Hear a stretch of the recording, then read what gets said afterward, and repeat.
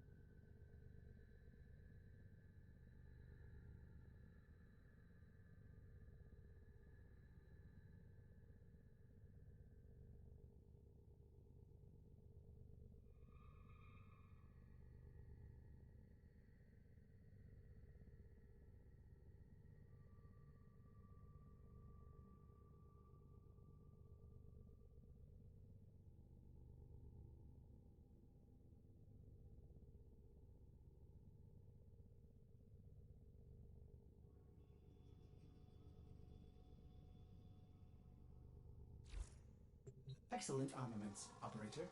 Please return Covered in blood. safe and sound.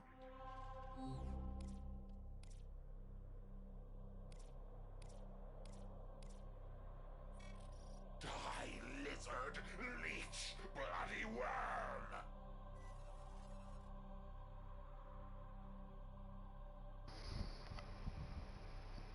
Kunal, what's up, buddy?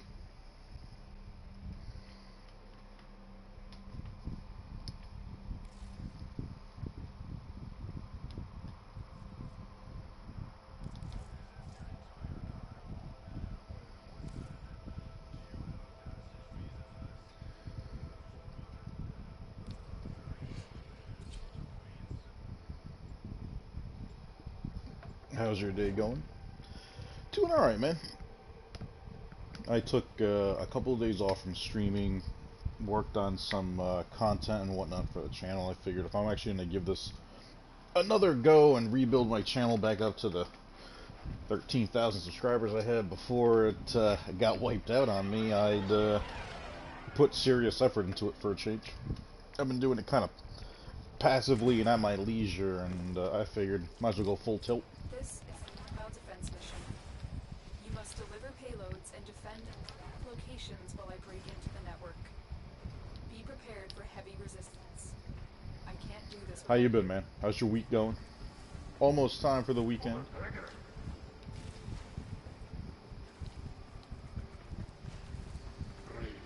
Excuse me, everybody. Don't mind me. Come on. Just running by you on a different plane of existence, but you can still see me. Location reached. Drop me in and defend our position. We have got to find a terminal. Proceed and prepare. I'm in, Tenno. This will take a moment.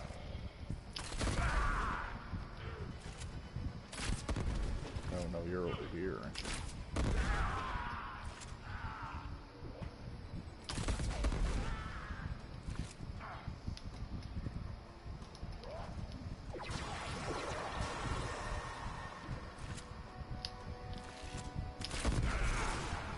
Oh, blowback.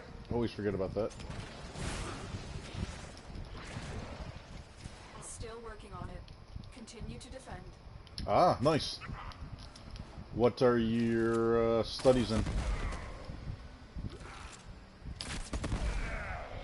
I'm detecting a lot of 34s heading your way. It's the Premier. Is it? You sure it's not the Corpus?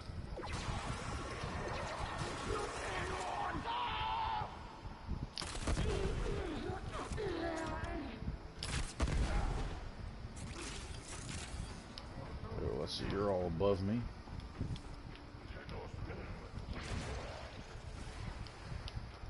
And let's see, I have to go this way, so let me clear myself a path.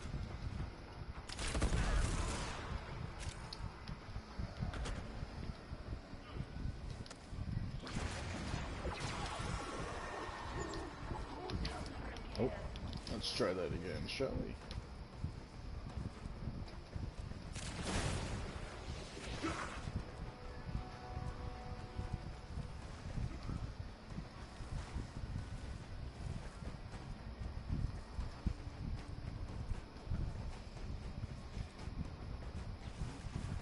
Terminal spotted. Upload me and prepare to defend. I'm in, Tenno. This will take a moment. I don't know if I can get you from where you are. Oh, I could.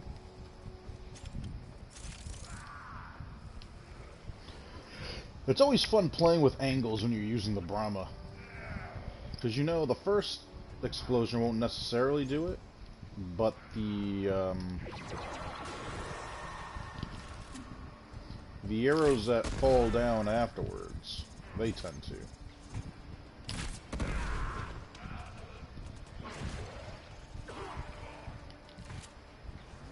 Still working on it. Continue to defend.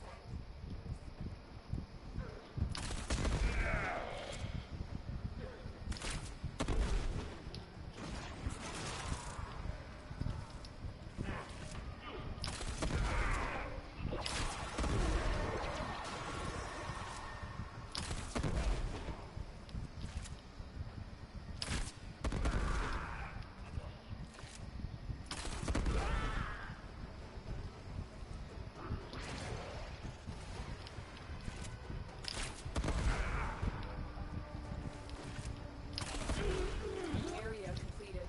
Move on.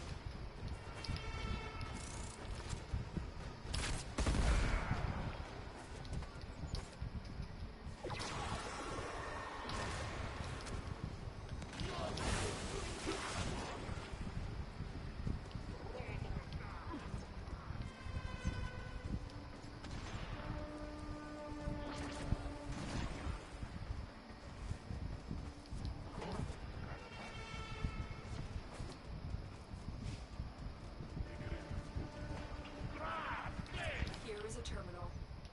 Get me in and get ready to defend.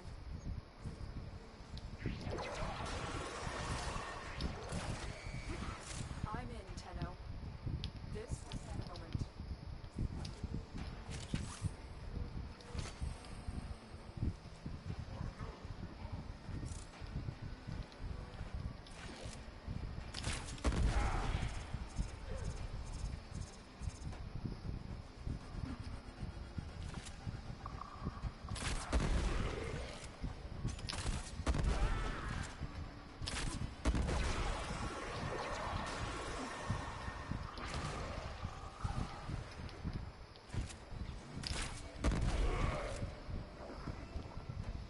Still working on it. Continue to defend.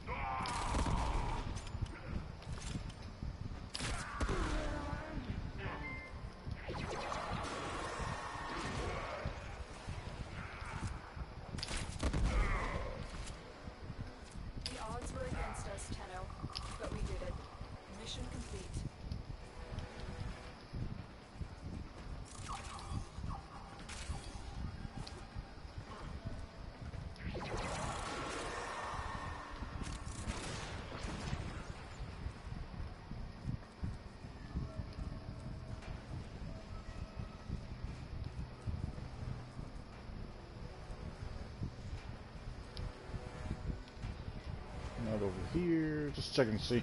Usually at the end, this map, it was notorious for having sculptures.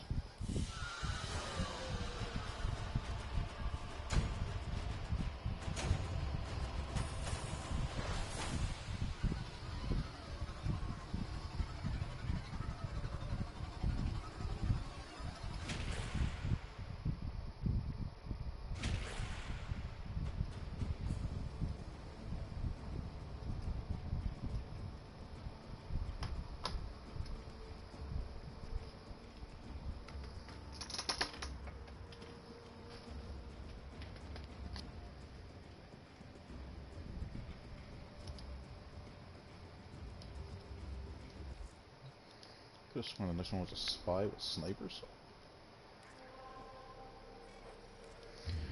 Yep.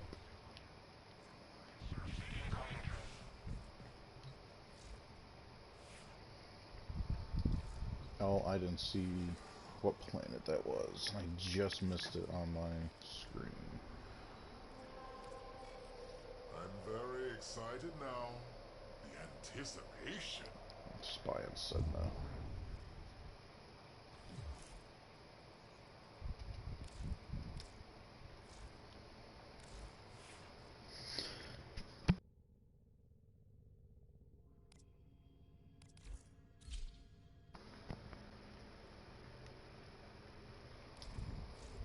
If I may say, operator, your chosen Warframe suits Nope, you. nope, nope.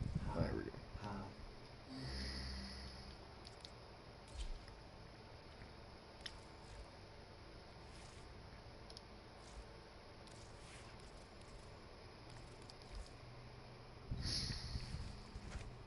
Main reason why I'm bringing the one with the viral build. One, these enemies, I'm going to one-shot them no matter what.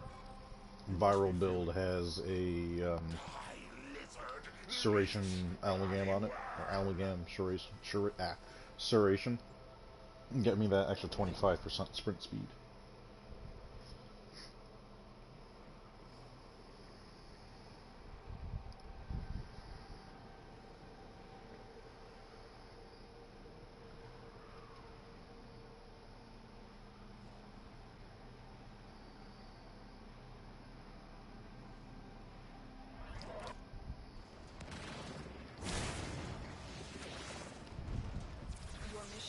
Break into enemy data and steal any Now I need to remember files you find. they are going to up the number of electric mines, and they are going to up the amount of doors with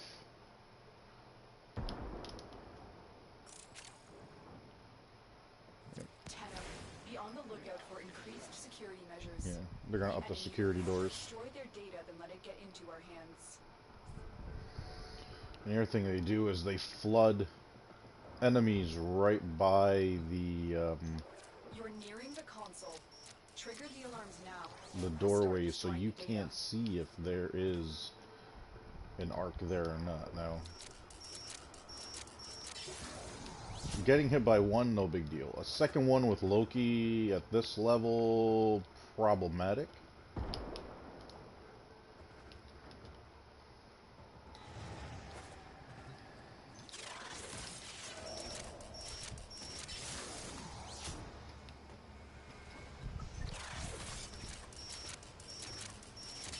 Excellent work. In extraction with no alarms. Yeah, looking to see if I can trigger Arcane Energize. Alright, on to Bravo.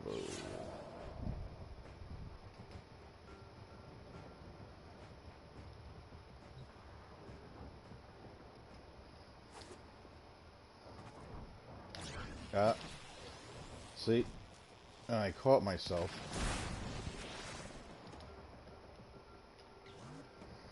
Now, luckily, when I'm invisible, I don't have to worry too much about spending energy. So the whole time that I'm invisible is enough to have...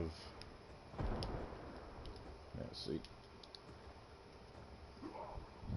it's enough to have my energy ramp back up to where I need it to be.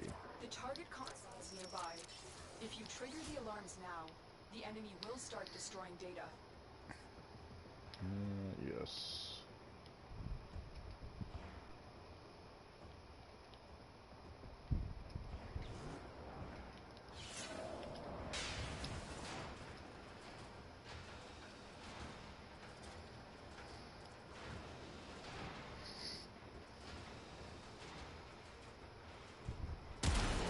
That's cut.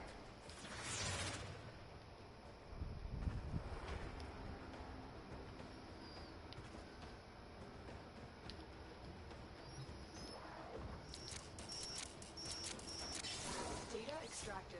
They won't even know it's gone.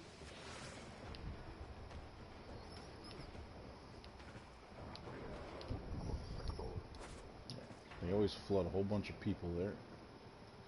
Now the other thing I'm wondering is... Oh, that was bad. I forgot I don't have pistols to aim glide. Once you do the hack and you come out, they send like 80 million enemies to just sit on the spot.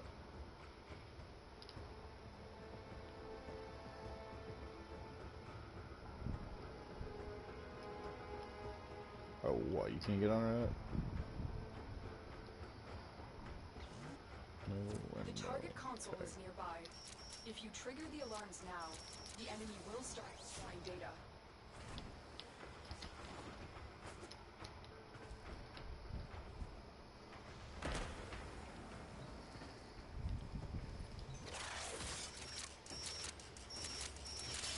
Data extracted. They won't even know it's gone. We have everything we came for. Get to extraction.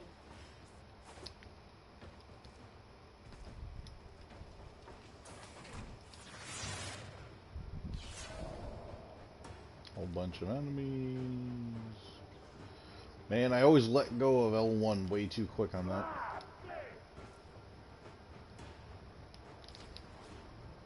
Potential for an arc. Yep, one on the left, nothing on the, or one on the right, nothing on the left. And we're good.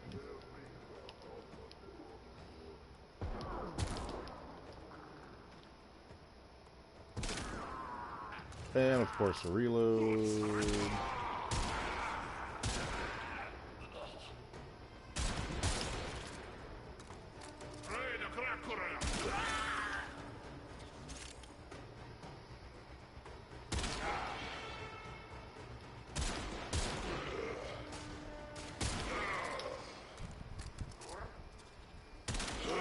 Oh, you're just spawning fuckers then, aren't you?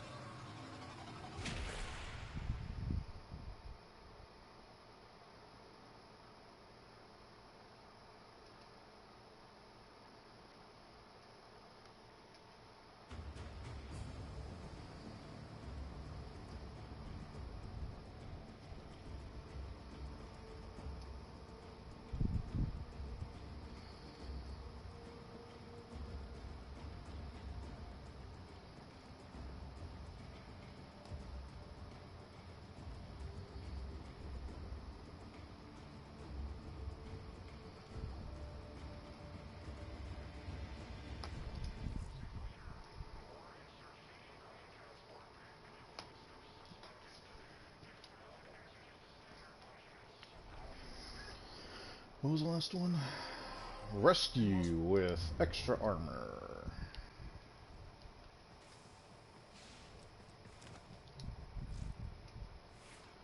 You know what? I typically bring Loki.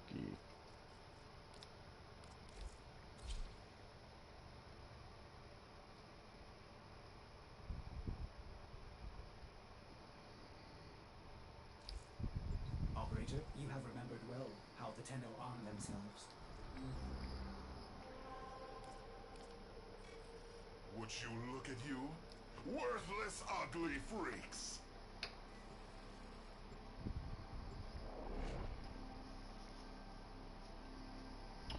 Fuck, it's a rescue on Lua.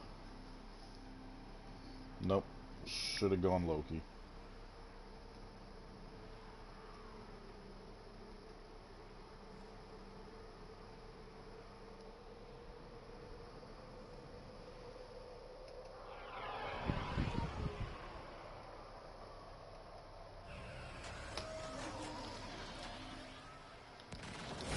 Well, we're gonna give this a go just the same. Portals for lost artifacts. A Tenno ally has been trapped by a long-forgotten Orokin security mechanism.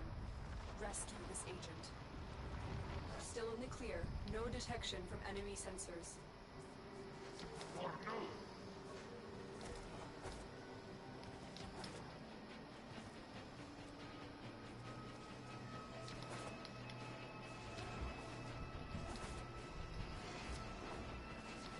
I got Mrs. Viper texting me.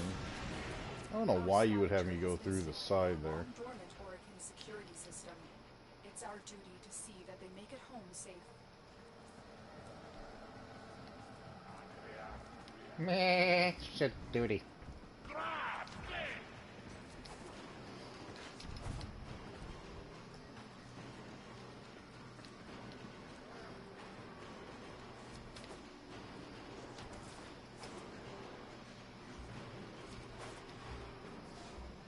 I will consider what I've learned from this skirmish.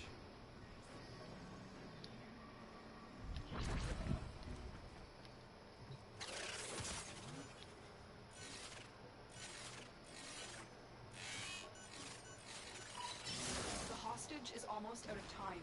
Hurry.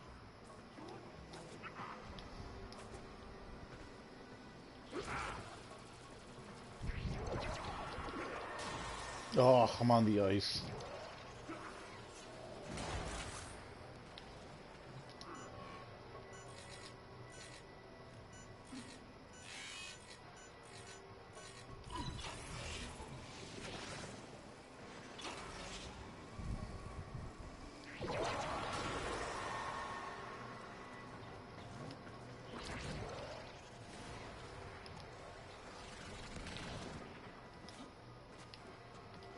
Quick, use those consoles to change the destination of the vault. One of them has to lead to our agent. Thank you, Tenno. It's a gift. Make sure they get home safely.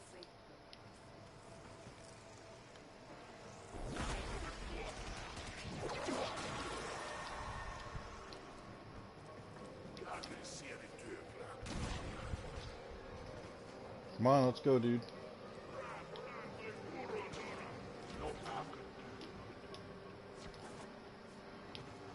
I hate it when it gives me the wrong directions. Come on, dude, stay alive. Good. Now you're teleporting with me.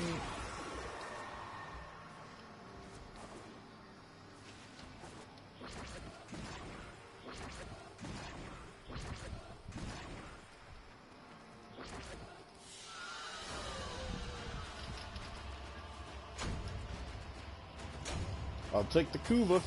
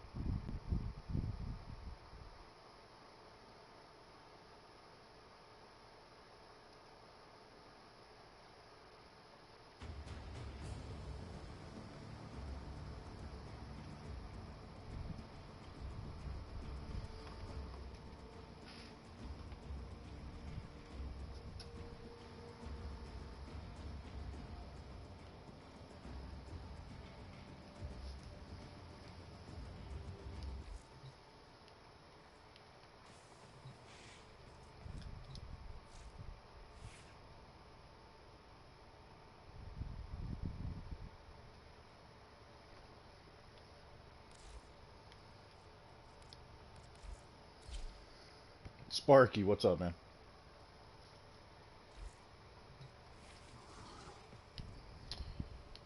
Simulacrum.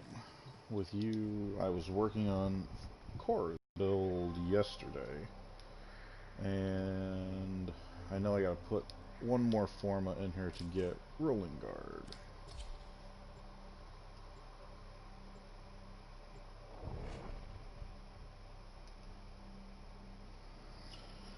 That's awesome, man.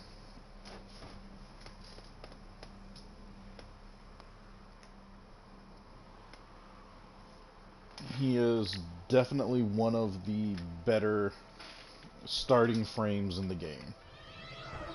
Easy way to get yourself comfortable with the game.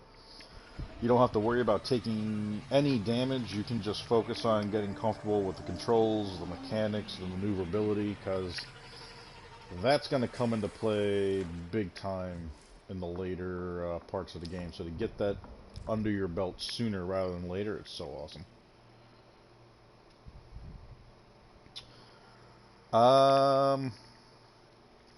Message me either on Discord or on on Facebook, PlayStation, and we'll set something up, buddy.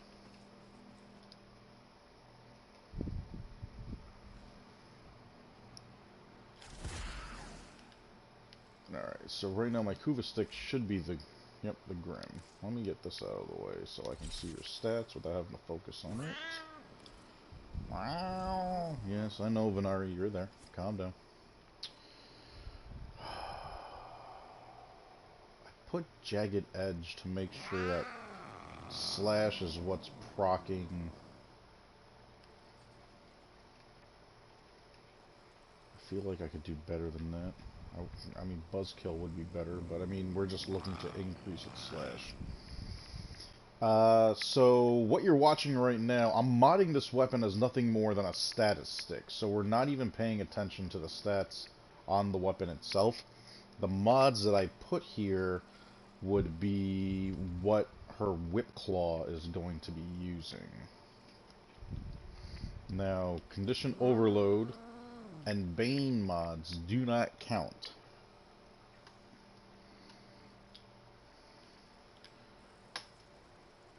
And I'm getting 30% off the bonus for Gladiator. I'm just trying to think or see if there is something better that I could use for... Nah, yeah. For her status stick. I mean, Volcanic Edge... I definitely want to make sure that slash is always being procced. That's the big thing. Alright, so let's clear you guys out.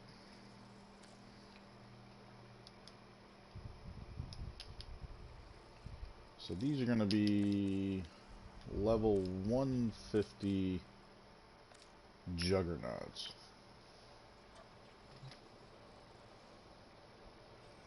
Did you put Forma in him? If you put Forma in a Warframe, so if we look at Cora, Cora has 4 Forma in her right now. Okay, so anytime you put Forma into a Warframe, you are polarizing one of these slots. So if you were to hit R3, you go here. Okay, so you did. You put Forma into Vault. So you hit R3, you clicked on Polarize, you picked Forma, and then you came and you polarized one of the slots. Does this look familiar to you?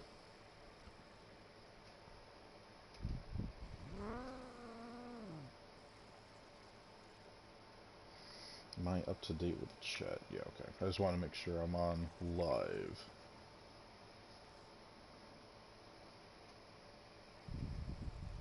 Okay. So you picked a polarity for Vault. The reason why you would do this is so that you can fit more mods in your build. Like right now, the next step that I'm going to take is repolarizing this slot and taking out speed drift and putting preparation up there.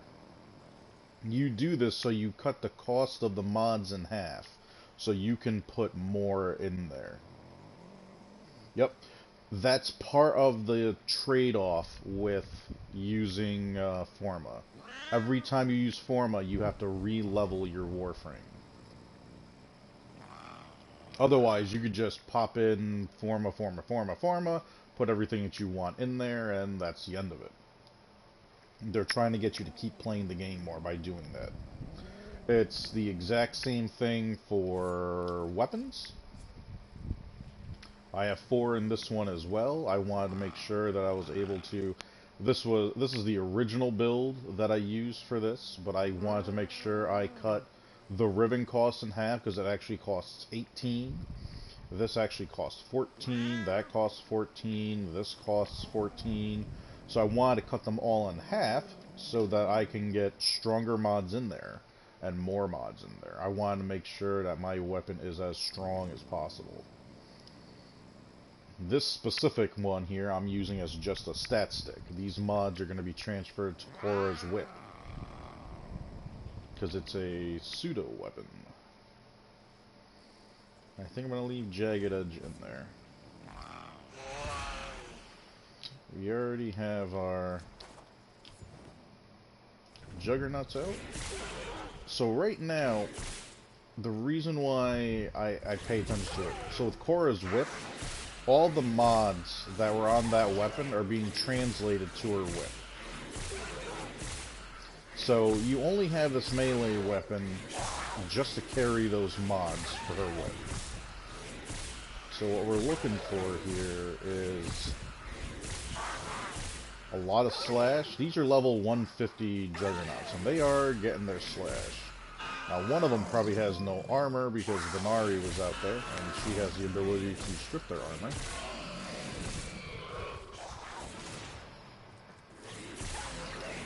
Right, now we're at 10 times multiplier.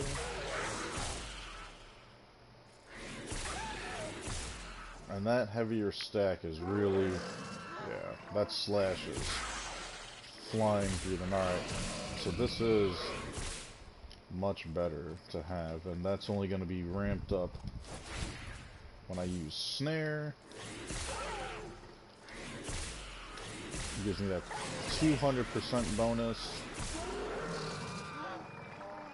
I didn't even get a chance to lock onto any of them before they die, but that's because I'm at the full... Oh, but I'm not even cranking out the highest numbers possible.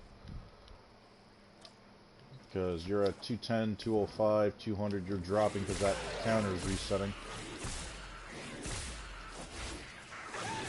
Alright, these are the full numbers.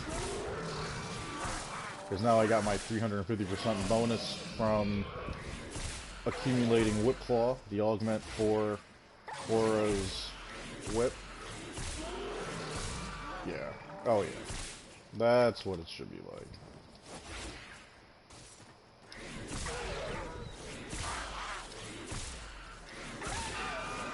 Everybody's getting slash procs. These are 150 Juggernauts that are just melting like butter.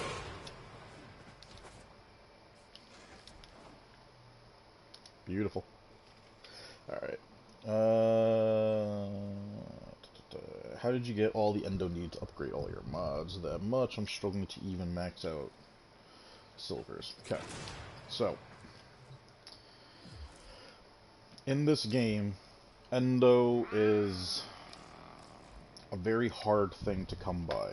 Now, there is a way for it to be easier, but you need to have every node, in other words, every mission on the game, on every planet, every single one of the spots that you can go to, you need to have completed the mission once. If it's a survival, you just need to make it past 5 minutes, and then extract. Defense, 5 waves, extract.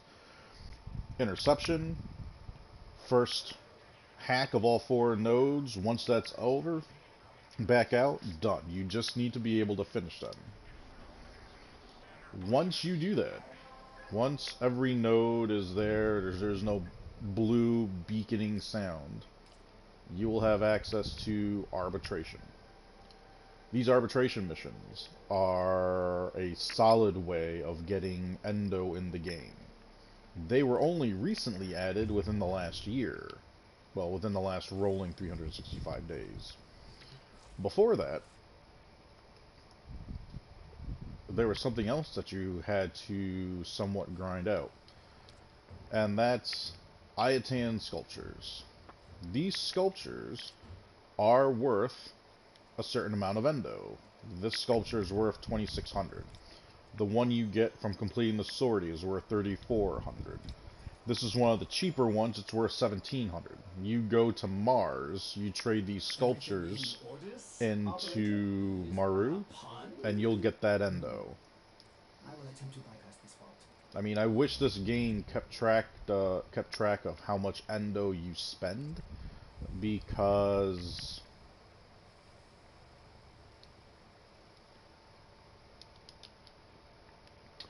just my prime mods here, charge shelf, electric for the shotgun, to max out a prime mod costs you 1.9 million credits and 40,000 endo. 40,000, 40,000, 40,000, 40,000, 40,000, 40,000, 40,000, 40,000, 40,000.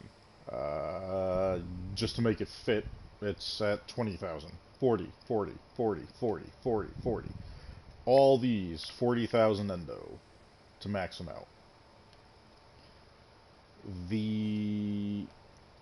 And the thing is, it goes up by an interesting amount. So if I were to... It's all part of like a math equation. So let me see here. I'm trying to think of what gold mod.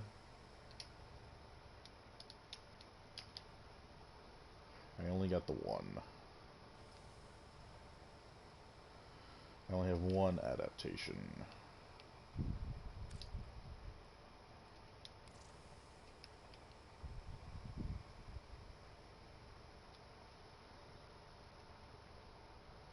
So for the platinum mods, or the primed mods, it's 40,000. If memory serves me right, gold is 30,000.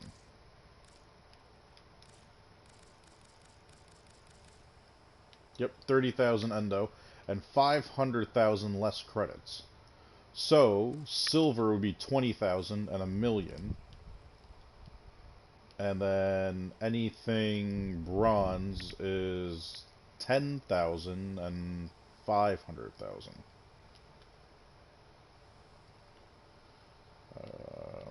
I can't think of any of the 10 cost. Blood Rush. 20,000, 10,000 less. 988,000, basically 500,000 credits less. And I know Vitality or Redirection.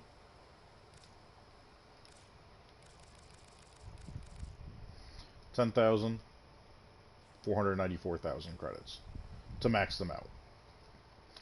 Here's another thing you can do. You see that I have 500, and I mean, some of these mods you get so many of. And every now and then I clear them out. So if you were to... We'll leave that the way it is. Come to here, duplicates. It will show you all the mods that you have multiples of. Now, because of these common drops, just how common they are, let's see here. I got 126 Vitality mods. I could get rid of all of them. I'll get 630 endo.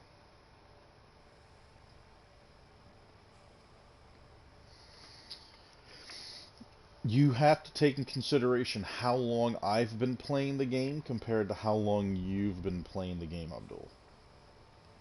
Wait, no. Notice? Sparky, you're somebody else. You have a different name. I don't remember what it was. Or are you just Sparky? So, there's a couple people that pop in here that have multiple names. I'm trying to even remember if we played together. But you have to take into consideration how long I've been playing the game. So I could get all those ramped up. Who's another one that's got a lot here? It was Redirection. 499 Revenge for Shade. And here's the thing. I always tell people, sell them all -5. Keep 5 for yourself. 3100 endo. Notice. Your notice. That's right. You know, Redirection. I don't need all those, so I'll save myself 5, because you never know for whatever reason. Now we're at 5800 endo.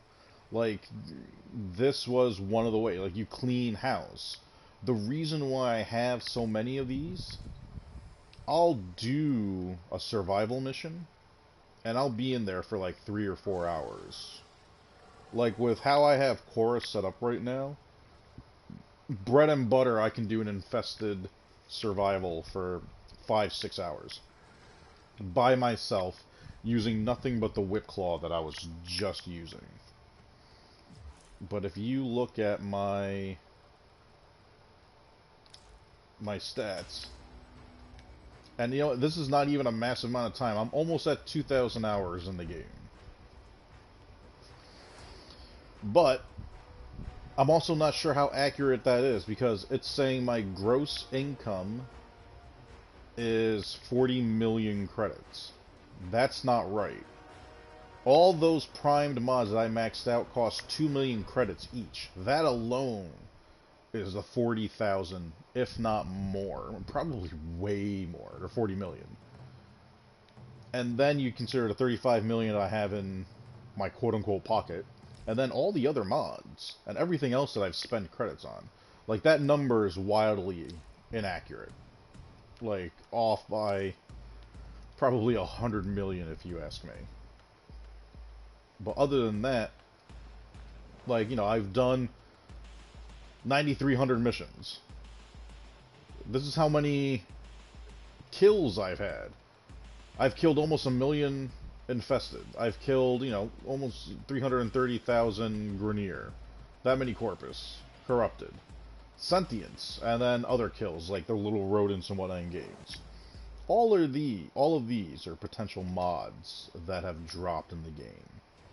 So when you see someone like myself that has like 500, 600 of like commonly dropped mods like Redirection or Revenge, it's only because I burn through missions like that.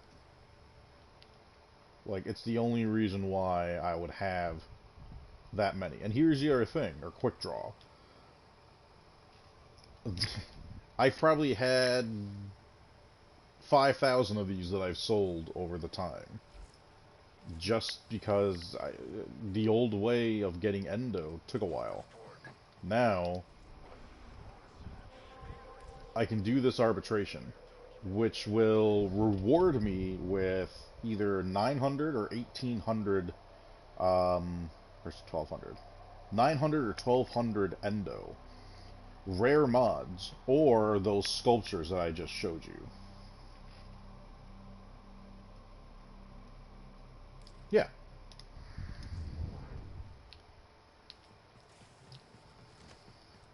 So think of it like almost any other system out there. You start out almost like the Olympics. You got bronze. These are your common drops. These are your lower point mods, but a lot of these are crucial in certain instances, like Point Strike. This is your pure, like, a high boost in critical chance for your primary weapon.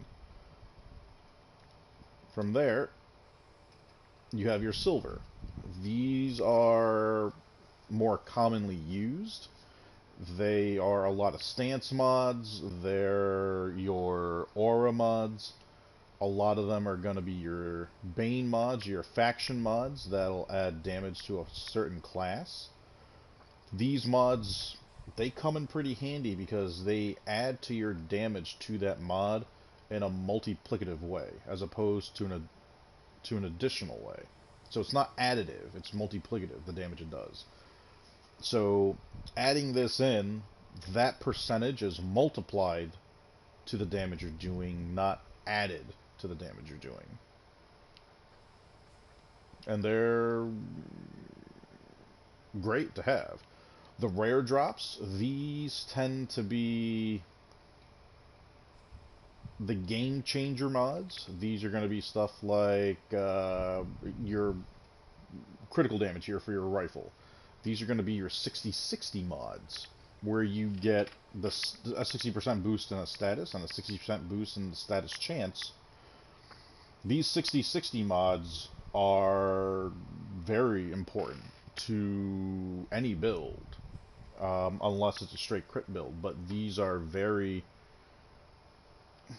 crucial, especially with melee weapons. Ladies and gentlemen, Mrs. Viper has entered the snake pits.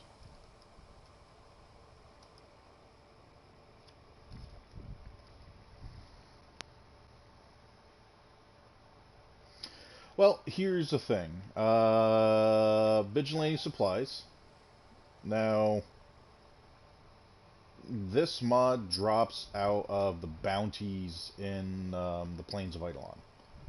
So, you probably could have gotten 10 platinum? Maybe even 15? For the right person.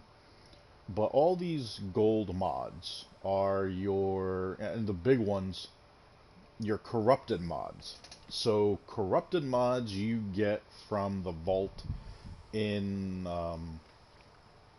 the Derelict. Well, it used to be the Derelict, now it's just in Deimos.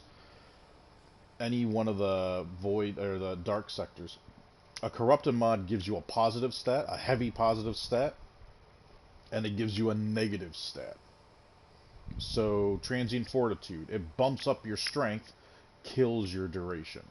You know, another one, let's see if I can skim through here and find another one. Stunning speed isn't one, though. Actually, my holster is not one. Oh. I just passed by one, that's great. One that I use on a few things, Vile Acceleration. Now, this will give you a 90% fire rate, but it takes away 15% damage. The fire rate that you are getting outweighs that 15% damage you're losing. If you use this on a weapon, say like the Ignis, like I do, missing that 15% damage, you don't even notice it, because that bump in fire rate is just ramping up your DPS. So your gold mods are your better stance mods, they are your corrupted mods, they are your drift mods that you'll get out of Lua when the time comes. They'll be your weapon mods from factions, like Stockpile Blight here. 200% magazine capacity for Kunai, plus Blight.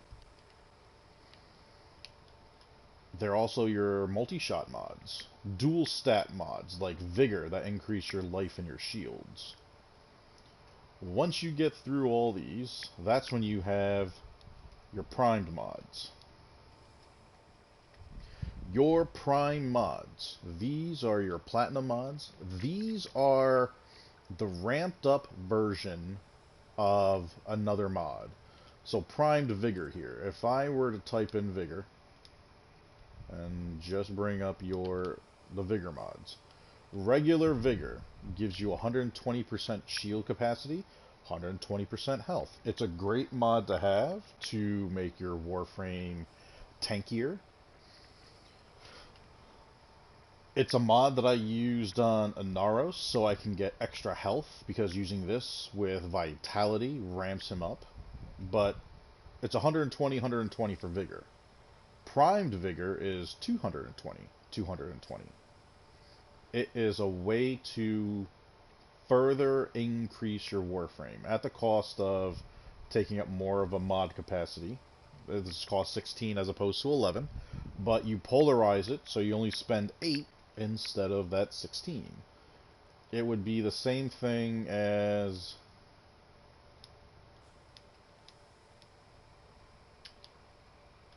continuity. 30% ability duration, 55% ability duration. Your abilities will last longer. And duration also increases your efficiency. Now I'm just going to do that for a quick I understand reset. if you have to sell mods. You'll be Purple orders will be mods. similar things. These are called Rivens. So a Riven mod is a weapon-specific mod. They will all begin with the name of a weapon, whether it is a primary, a secondary, melee, if it's a Zaw, if it's your arc gun. They are a way to get multiple stats in one mod. This is the one I use on my Kuva Brahma. This one will give me critical damage, critical chance, and status chance. Now, these are not going to be as high as just the raw critical chance, the 150% critical chance that I would get from point blank. But it's a way to get the stat on multiple stats in one spot, taking up less space on your weapon. So instead of having 3 mods that'll do this, getting my stats to a certain point using one mod, more than enough. Another one that is great is right above it, the Cronin Prime. It's giving me my raw damage, it's giving me critical damage, and it's giving me range so it hits further. My Lanka gives me critical chance, heat, and multi-shot. The way it works with that sniper rifle and using it for Eidolons. Heat is 1/2 of radiation. Multi-shot is always great to have, and increasing my critical chance is always good, especially on a sniper rifle. You know, all these Rivens. And now, here's the great thing about it. On the bottom, like, this is my Ignis Riven. This gives me damage. It gives me electric and toxin, so it has natural corrosive damage. And because the stats are as high as they are, this one gets a 4th stat, which is a negative, so it takes away from my magazine capacity. So instead of having the full 200 rounds, I have 158, if I remember right. But in the bottom right corner is a number, 26. You can roll these for different stats. Like, no, you're actually giving me what I want. I'm trying to think of something that has, okay. So, my dual ether. This is a melee weapon. I can come here.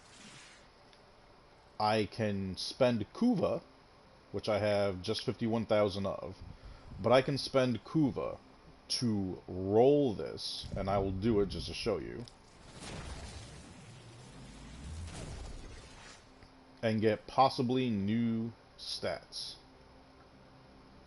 This one is not exactly horrible. The melee combo efficiency, that means when I use a heavy attack, it's going to eat up probably the entire bar. But I'm going to get 110% status chance, I'm going to get 117% toxin, and I'm going to get an extra 65% to the Grenier. So you can either keep the stats on this one, or go back to this one. It gives you the original to have an, to have an option of keeping the original stats. Quite honestly, I kind of like the new stats compared to the old one. So we'll keep it. Now it went from 900 to 1,000. The cost will keep going up until it hits 3,500, and then it stays there. You're going to keep rolling this until you get, some people call them God rolls. That is a matter of opinion, because so many people say they have an OP or a God rolled Riven, and then I see what it is, and it's utter garbage. But these Rivens are a way to ramp up your weapons quickly. Beyond these are the Almagam mods. You get these from very specific missions. They are like Serration. This is like regular Serration. It's giving me less damage, but it's adding 25% sprint speed. I'll use that on the Ignis with Loki, so he runs even faster. These final ones here, these are the... I just started using these. But these are very specific mods, and they're used for the Parazon. So if I had a Kuva Lich, And when you hunt him, you need to have these mods in a very specific order. When you have them in an order and you kill your Lich, you will be able to take his weapon. That's how I got the Kuva Brahma. The dot right above Parazon shows you how many charges are left on these mods. You can only use them a certain number of times. These two I can only use one more time. This one I can use twice. This one has full charges. This one has full charges. So you'll have to keep grinding to get more of these. I got enough just to keep myself from getting, just to be able to get myself what I want. I wanted the Brahma. I wanted to get the second one for it. I might do one more run for it so I can max out its stats. But what I mentioned about the Ignis, this is my regular build that I use on everything, and this build hits very hard. Serration for your base damage, multi-shot, critical damage, critical chance, fire rate, status, and critical damage. My Riven, that gives me more raw damage. Corrosive, at the expense of the magazine capacity, which is 158. And then a conditional mod. When I kill an enemy, I get an extra 120% critical damage when I'm aiming. And then Vigilante supplies, because I will run this without using carrier, and I want to make sure that I'm always going to pull in ammo from all sources, because I will run out the way I use the Cygnus. Notice that's the perfect way of saying it. It's like prestiging your weapon. You are keeping the capacity and lowering it, thus improving it so you can put more on here. My Ignis has 8 Forma into it. All 8 of the 9 slots I had to put Forma into. This is the only one that doesn't. But this was how I could get everything to fit. If I come here, it is basically a mirror image of the previous one. The main reason why I have this on is just so I can get that extra chance. Here I have primed rifle mutation. This is just going to ramp up more ammo for me. I usually don't use this weapon all that much on this build, other than the speed, because I'm using Almagam Serration. It's going to give me less damage, but I use this when I use Loki or Volt. So I get that extra amount of sprint speed because of it, so they're even faster. With them, I want in and out. I want speed, with Volt, you want speed and damage. With Loki, I just want pure speed. I want to get him in, out, waste no time. He is my speed demon. The way I have him set up, he's faster than most Volts.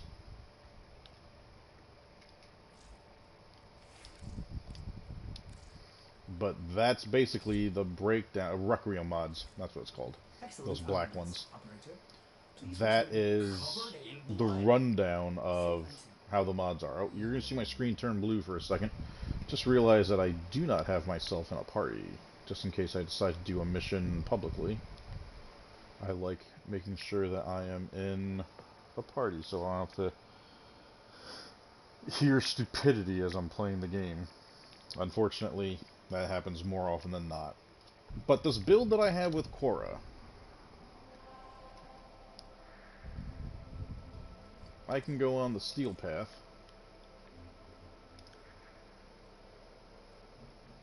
Now, the steel path is the exact same thing as the regular star chart, but all the enemies start 100 levels higher. They get an extra 200%, 250% health, armor, and shield. But you get a double chance of resource dropping and mods dropping.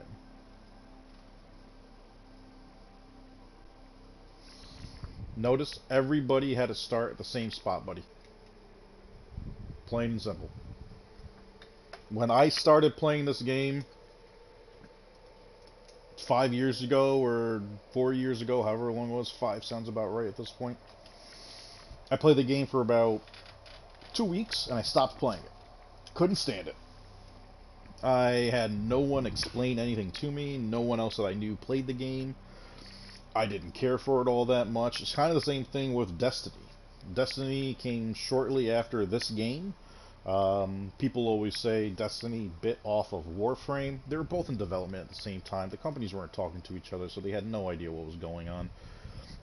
It just so happened that these games came out in a similar time. That's all.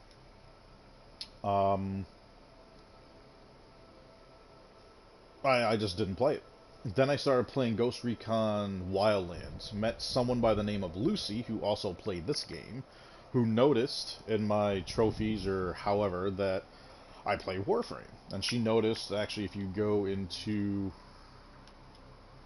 If I back out of here, and you go into your friends, you can see who is your friends. You can see who's on there. You can also see... Come on. Why are you going to do this to me? Last time they logged in. I can see that I got some friends who haven't played this game in 2,500 days. And then I can also see the people that have played this in the last couple of hours. The people that are active with it. She saw that I was on here, goes, oh, you play Warframe. She pulled me in, taught me a few things. The reason why I'm as good in this game as I am is because of her, and I still have plenty to learn. But if you were to take a look, now this is the one thing I always tell people, never judge anyone by their mastery rank. You see that I'm mastery rank 24 and I got 18, well, almost 1,900 hours in the game. Our clan leader, Lucy, is a mastery rank 15. People will see mastery rank 15 and not think anything about it. She is mastery rank 15 with almost 6,300 hours in the game. She does not go up in mastery rank because there is nothing that will unlock for her more. At this point, the only reason to go up in mastery rank is for loadout space, extra void traces, and when you have a new weapon, your mastery rank will translate to the mod capacity that is open to you when it is at rank 0. That is all it is. But she's mastery rank 15, who has been playing this game since it came out, almost 6,300 hours played in this game. She is an encyclopedia of information when it comes to this game, with the exception of some of the newer stuff that just came out, because she's learning at the same pace that we are. But the fundamentals of the game, she taught me. We all start in the same spot. One of the reasons why I don't mind working with people that are new to the game is because I wish I had that when I first started playing the game. So the reason why I will make some time, the best that I can at least, when I'm not playing this game, to work with newer people that have popped into my channel and whatnot, or someone that I play with, is I want to be able to spare them the same frustration that I had and missing out on a game. I lost almost a year worth of playing this game because I didn't give it its proper shot, but I had no one to really explain to me what it was about. No one to break it down for me. I had no goals set up, what I should be focused on. So many people in this game focus on, I need to get prime warframes. Why? Why do you need to have a prime warframe? People are too worried about statuses. Ash and Ash Prime. 100 everything everywhere down except for 150 health. Sprint speed at 115. He gets extra armor. He gets a little extra shield.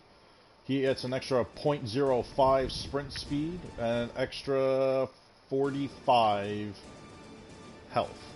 That is not a game-changing amount. Maybe the armor is a bit. Prime Warframes, the big pluses in them is they come with extra polarized slots, somewhere between 1 to 3 extra slots. Khalid, what's up, buddy? When you're in the void and you come by a death orb, these giant balls that are laying on the floor that trigger some type of an automated defense, whether it's lasers or a shockwave that comes by. If you go by them with a primed Warframe, you will absorb 250 energy from it. And you can only do it once. Now, is that nice? Absolutely. But these aren't game changers. People are so worried about that. People are so worried about getting their, what's the OP weapon? I need to have like the best weapon immediately. And then they get discouraged because they find out they have to put the work in to get it. This game is a grinder's game, 100%. You will not succeed in this game if you're not willing to put in hours upon hours over the course of weeks and weeks of grinding. That's just the nature of the game. Are there certain shortcuts? Absolutely. I always tell people this. The main focus in this game is this. Push yourself. Get yourself to Venus as fast as possible. And just for simplicity reasons, so I don't have to hear that. Get the Fossa. Kill the Jackal as many times as need be until you get all the pieces for Rhino. And get and build Rhino.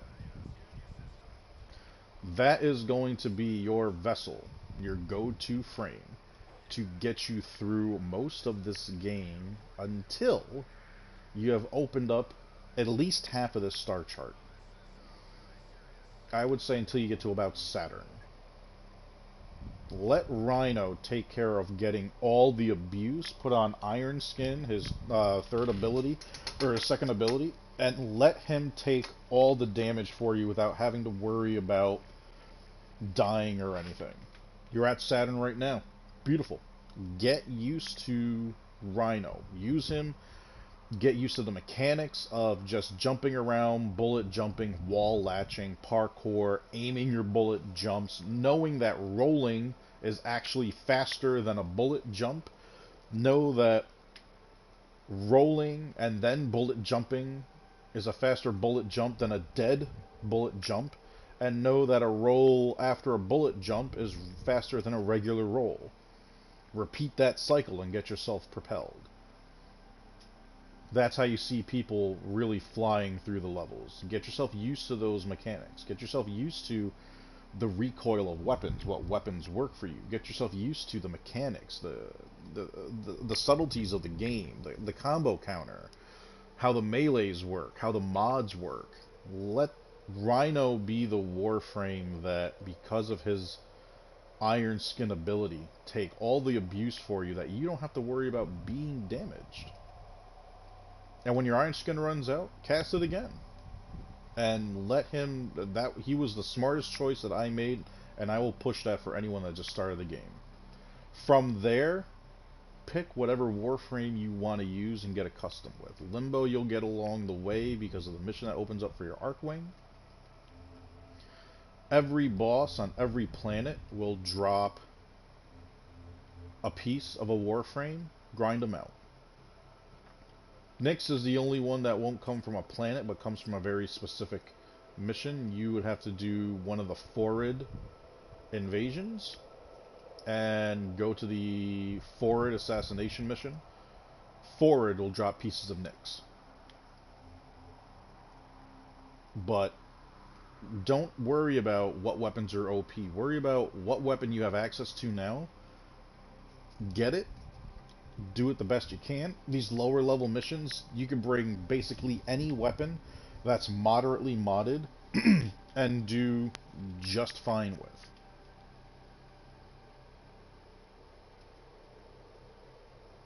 And that's it. Once you get yourself an open star chart and access to most areas, that's when you can start really fine-tuning everything. That's when you can grind out any resource that you need. That's when you can start grinding mods that you need. And the other thing I would say is, on the bottom left of my corner here, make sure you have the recruit chat open. This is the easiest way to get people that are going to be doing the same thing for you. These are people that are, hey, I'm hosting a Steel Essence farm at Ophelia. They need a Protea. For the synergy they have with their squad, they want somebody that has Protea. Steel Essence Farm. Anyone hosting Hydron. These are people that are looking to grind very specific things. One thing you will notice, this person wants to crack open a Neo S5 relic. It has to be at least intact. He has 2 out of the 4 people already picked for it. If you need to know what that relic is, you can just click on the blue link. These are hyperlinks. It looks like he's probably trying to get probably the Frost Systems blueprint. Personally, you should just max it out altogether because uncommon becomes very common. But it's a solid way to grind. Going in here and just saying, hey, I need to do this. Hey, I want to do that. Hosting Miso F2, 1 out of 4, meaning just himself so far. You know, here's another person hosting a Neo S5. Is that the same person from before? No, it's somebody else. This happens to be the same mod. You know, this person wants to do the Index. This person wants to farm for the Shadoo.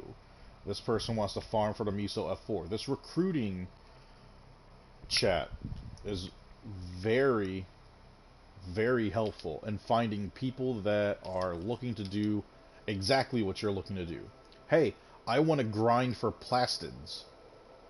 People will bring you to a place. More than likely, you probably end up going to Phobos. If it's people younger, quote-unquote younger in the game. Otherwise, you go to Eris. You do one of the survivals on Eris, or you'll do a defense, like at a COD.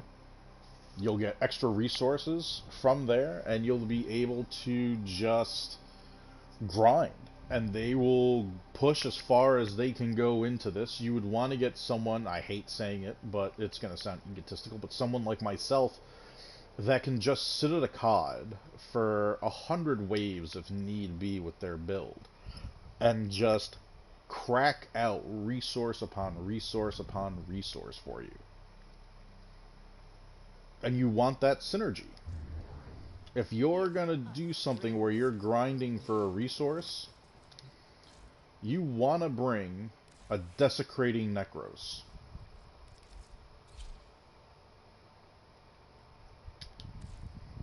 Necros' third ability, Desecrate. You can't change the percentage, but a fallen enemy will drop additional loot while this ability is on. There's a 54% chance, just over 50-50, that they will drop double what they dropped before. Here's a nice trick when it comes to Desecrate. If you use a weapon that is high in slash, say like Korra's Whip, when you cut that enemy in half or in pieces, each piece of that enemy gets its own 54% chance to drop extra loot. Meaning, instead of dropping 1, if you got them in 3 pieces, you could possibly drop... Each piece could drop a piece, and each piece gets a 54% chance of dropping more. You could possibly get 6. Having a Desecrating Necros if you're grinding for resources is huge. I couldn't stress that enough. You should always have Necros. Also, if you're doing a long survival, you would want Necros, because that also works for the life support modules that'll drop. You're gonna want as many of those as possible. Exactly. You want a melee weapon that is going to slice people. You want to bring the Bratton Prime. You don't want to bring a weapon like the Ignis, because that flamethrower, you're going to damage the enemies, you'll get double what they drop, but you're not going to get that slash proc. So you're not going to get the extra pieces. So you're missing out on even more resources. It's all about efficiency.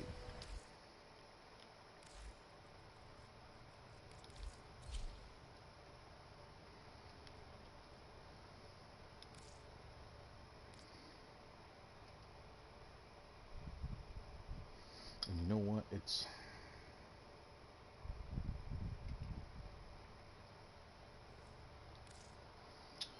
Yeah.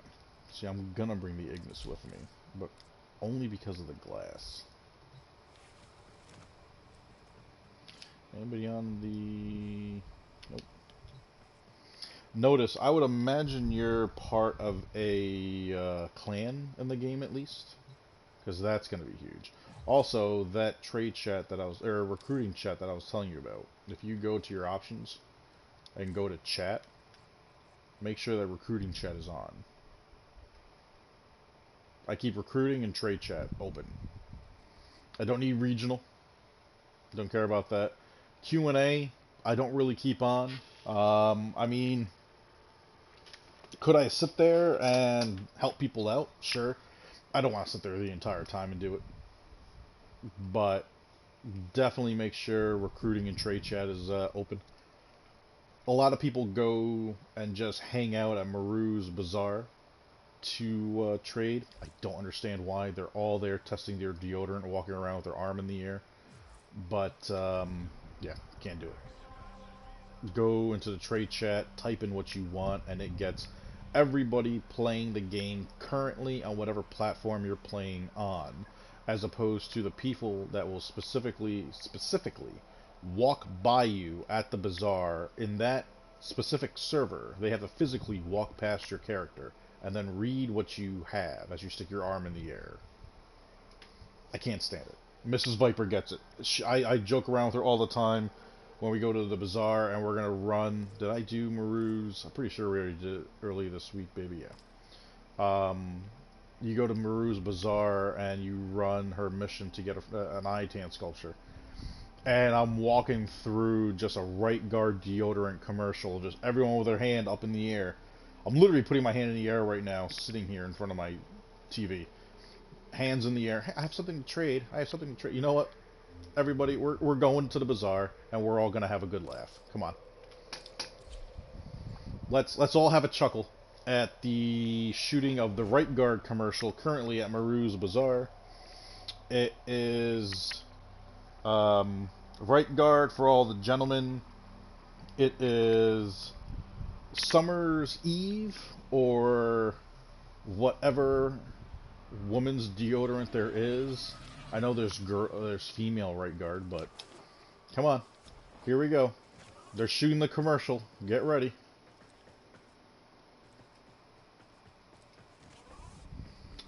Oh, we'll wait for them all to filter in. Look at all these people auditioning for the right guard commercial. I mean, let me.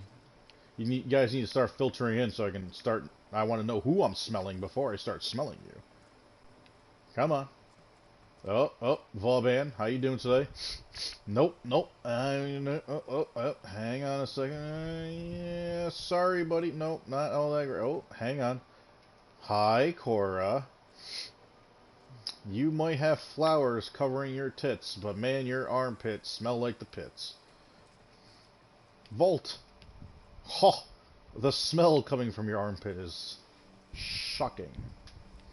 This is, look, they're walking around with their arm up, waiting for someone to walk by to just, oh, I want to trade with you. I want to get that stuff. Look, you want to sell Atlas Prime? Trade chat. Willing to sell.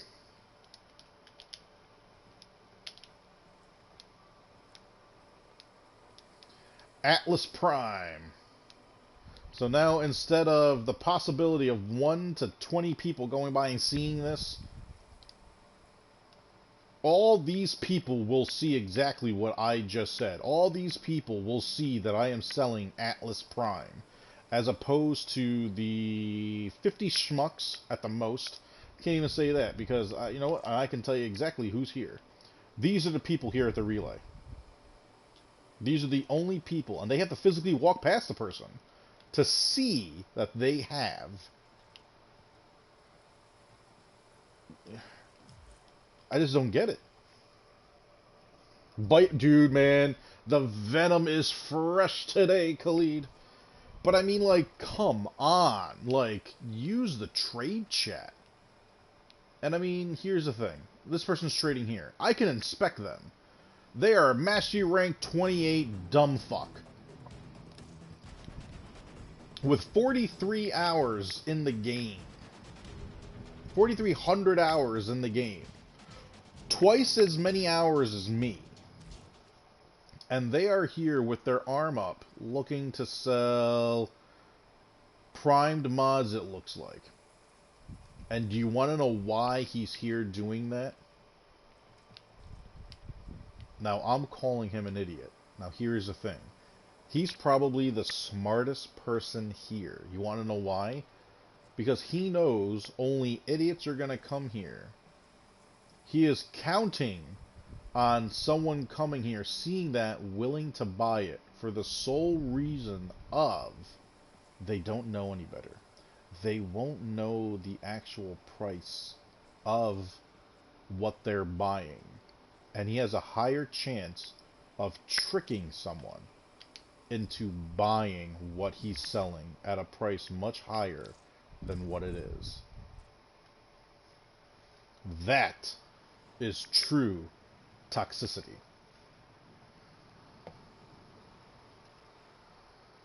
Alright, everybody. You're going to get a little bit of personal history here from your boy Viper. Viper's first job ever was working at Toys R Us. The summer between junior and senior year of high school, I worked at Toys R Us. And at that point, Pokemon just hit the States, and hit the States hard. I was the gym leader for our store, meaning Saturday the kids would come in, they would play each other, and if they beat 2 other kids, they got to play against me. And just for playing against me, they would get their badge anyways. Now, as I'm doing this, this guy comes in, this other kid, about my age, maybe a year older, comes in with a binder full of stuff, full of Pokemon cards. And he is making one shit trade after another with these little kids. Conning these kids because here's a foil card, it's shiny. And these kids are trading. I stopped him the second I noticed and told him to leave. Asked the manager to kick him out of the store because he's scamming little kids. The manager made him trade back all the cards. Plain and simple. And when the little kids, younger kids, found out, they weren't all that happy. And I told them this card is more valuable. And I explained to them why the card was important. Why it had value. Why it was very important for their deck. And they were totally fine. One kid was upset because he just wanted that character because it was his favorite character, even though it was a crappy card. I can understand that. You're a kid. That matters. These people at the bazaar trading are doing the exact same thing. They are hoping that they're getting some 10 to 14-year-old kid that doesn't know shit from shit. Can't tell the difference between a wet fart and a sneeze. And he is going to scam them out of the platinum that they just spent their birthday money on. Because they're a piece of shit. That is the toxicity that is the trade market. At the same token, there's no governing force over the trade market, so man, shit happens all the time. Cat, what's up? What's going on? We are having a little bit of story time. Cat is in and out. Cat literally comes in, says hi, and deuces the fuck out within 30 seconds. But she stopped by and showed love. Gotta appreciate it.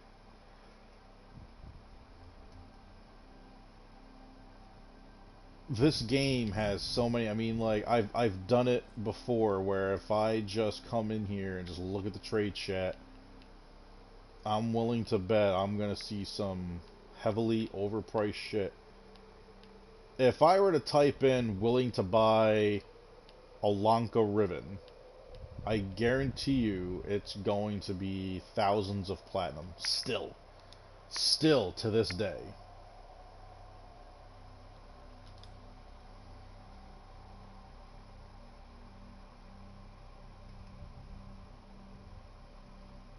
Yep, and I knew that was gonna happen.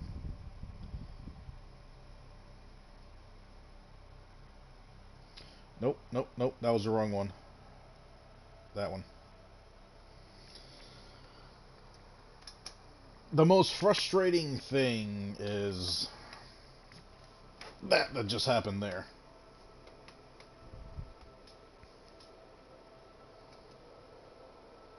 And that is a conversation we'll have at our next managers meeting.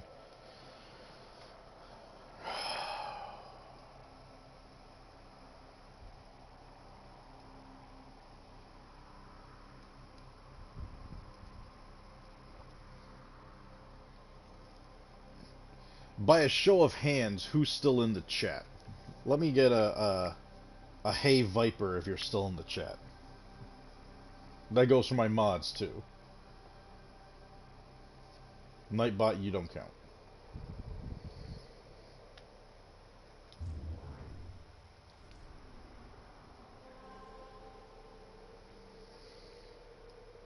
Baby, I knew you were still here.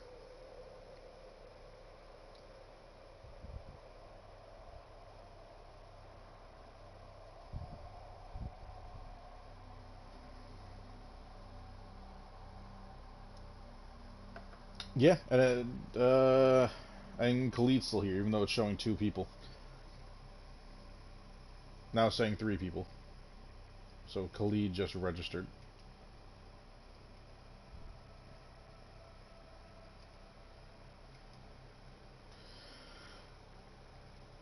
Oh, I know I am. That's just so incredibly frustrating that when you're building up the number of people that are watching and somebody just happens to say one thing, you go from having 7 viewers down to 2.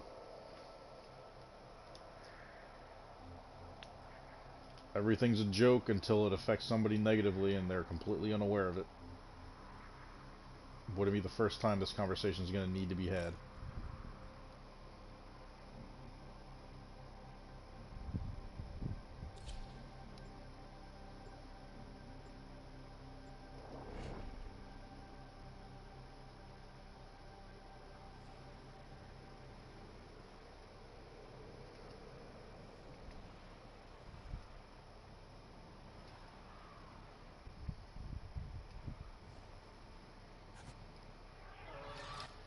Distract the infested. Lone Tenno operative hunts for supplies. Set off the alarms to start. Gotta remember I don't have to do that with Cora. The infested. Releasing toxic spores into the area. The emergency life support engine is your only What? You're gonna start me off in my favorite room?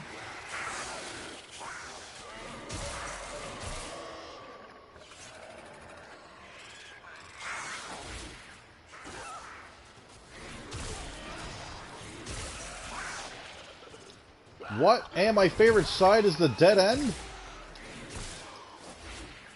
Merry Christmas to me.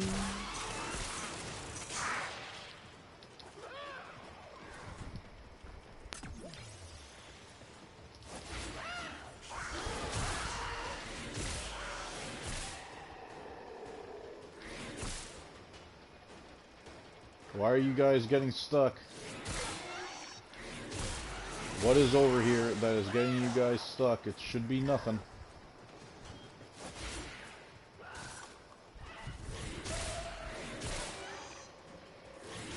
Tenno. Prepare for life support.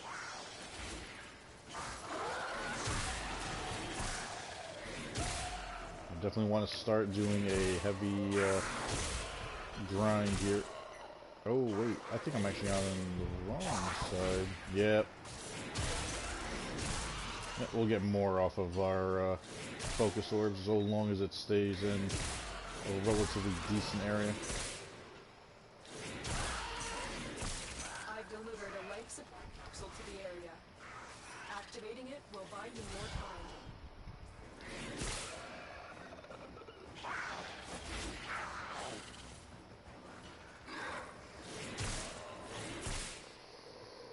I feel like the enemies are pooling in a weird way.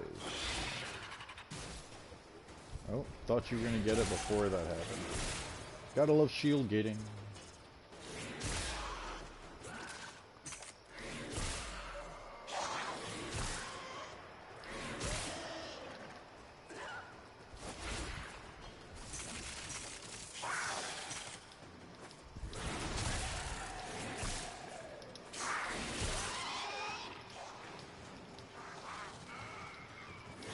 Why aren't you walking on like you should be?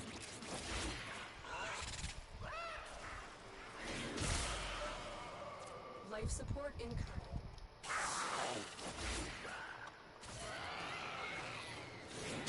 Oh, look how far off they are spawning. Alright, I might have to run not a double prime animal instinct. Oh, and you disappeared. I've delivered Yeah, another life that's support fucking up the capsule. spawn rate.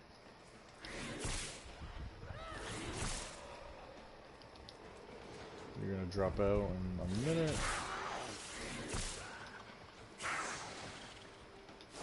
Having it that far out, the game is actually manifesting the enemies that far away as far as I can see.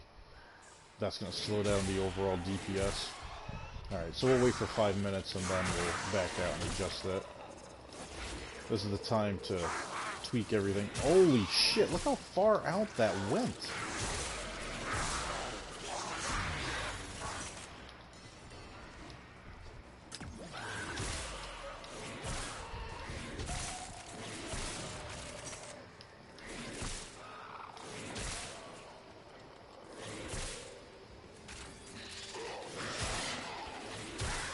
I'm wondering if I stay relatively in this room now, it's not going to be that choke point like I was getting. There's far too many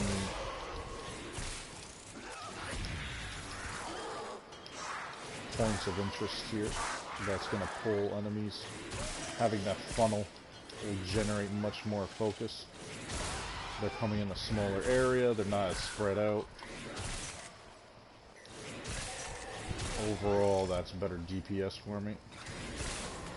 Yeah.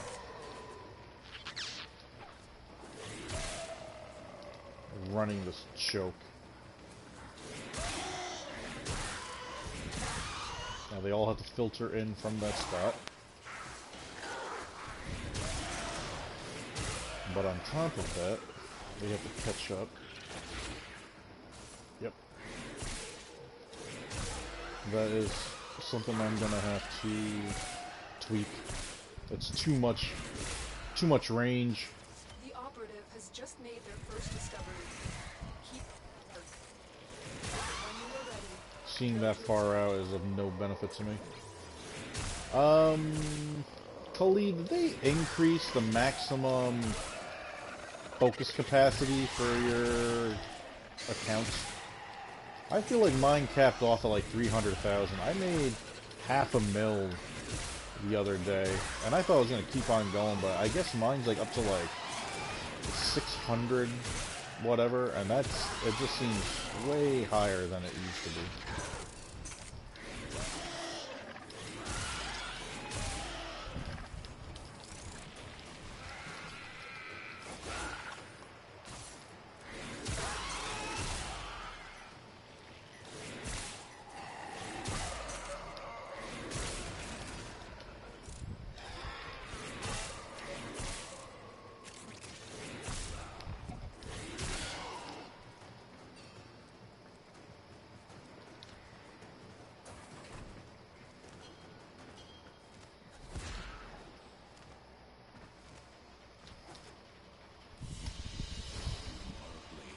Alright, so let's adjust. I'll take Prime Animal Instinct off of Venari. Just put Animal Instinct. It's reaching too far out, and what that does in this game is it causes the enemies to spawn at the point of where your radar would pick them up. which is also slowing down how long it takes for them to get to you, which is lowering the overall DPS. So when I'm trying to grind out focus, it's basically to my disadvantage.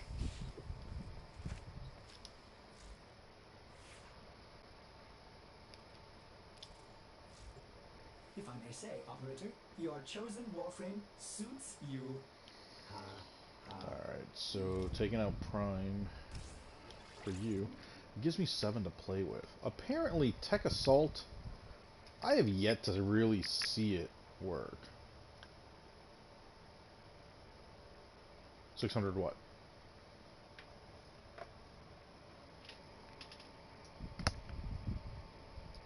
The number of enemies that I killed in that short period of time? Yeah, there were 600 of them.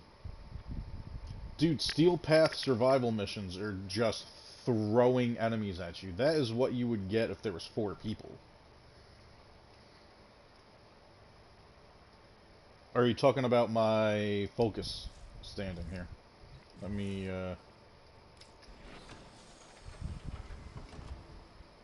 Yeah, see, that is not right.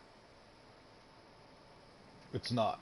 Because I ran a mission yesterday, and I'm running Xenuric, and I got 500,000 just from that mission. Do you remember the old That cap Warframe, is not Operator? right. Order seems to have misplaced those memories.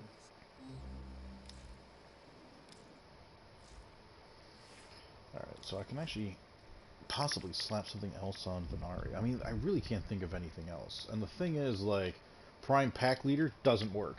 At least when you're using Whipclaw, which is the main thing that we are using for Venari. But I don't think it was working with the Raider Zaw anyways. She's immortal, so boosting her stats up past a certain point is kind of eh. I'm using the Link Armor, Shields, and Health. Shields just because she doesn't get any, so she gets a little bit of shield gating, but that doesn't last long, to be honest with you. I mean, eh. I don't care about the bleed out, but the fact she can heal herself, which just make her a little more tanky for me. Frost Jaw, actually, I wish I had Venom Dose. Why don't I have... Alright, in the trade chat. Or Venom Teeth, not Venom Dose.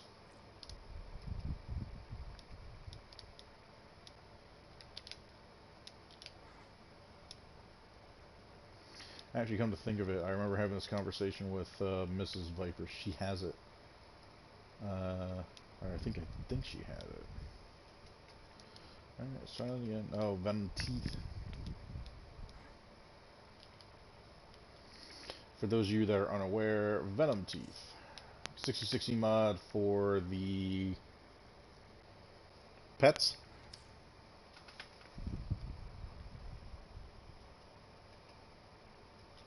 Yeah, but baby, you only have one of them.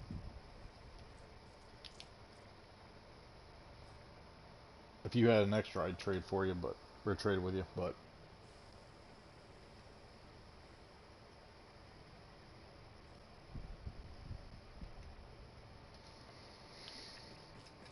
let's see here. 20 plat?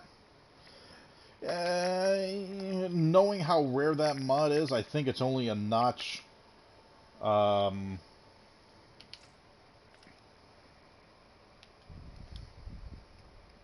think it's 0.02% chance of it dropping. So, yeah, you know what, 20 platinum's fine with me just to get it. Brain fart. Send an invite.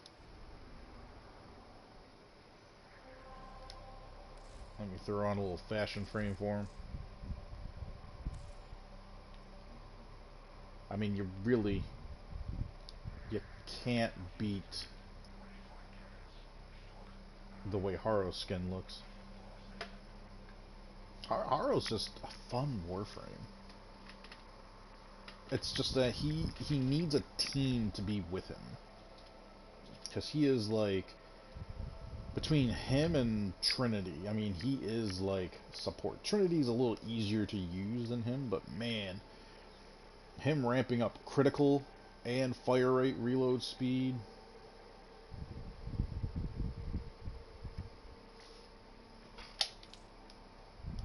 My dude.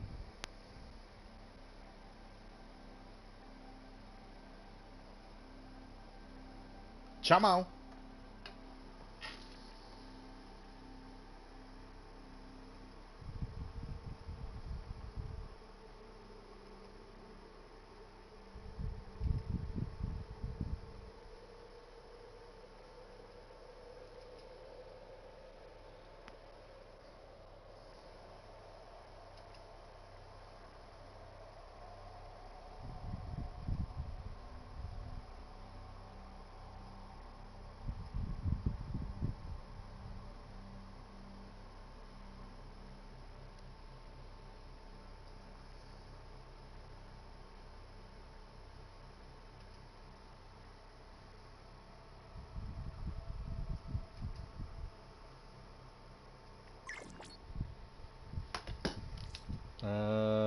Hey, invite. Okay, let's try this again.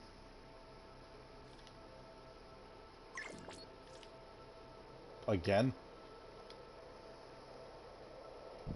He's got to be in, like, a menu.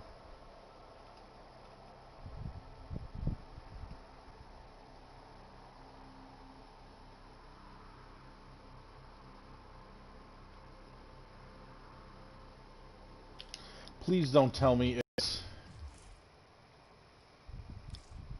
This is only supposed to stop people from being able to send me invites.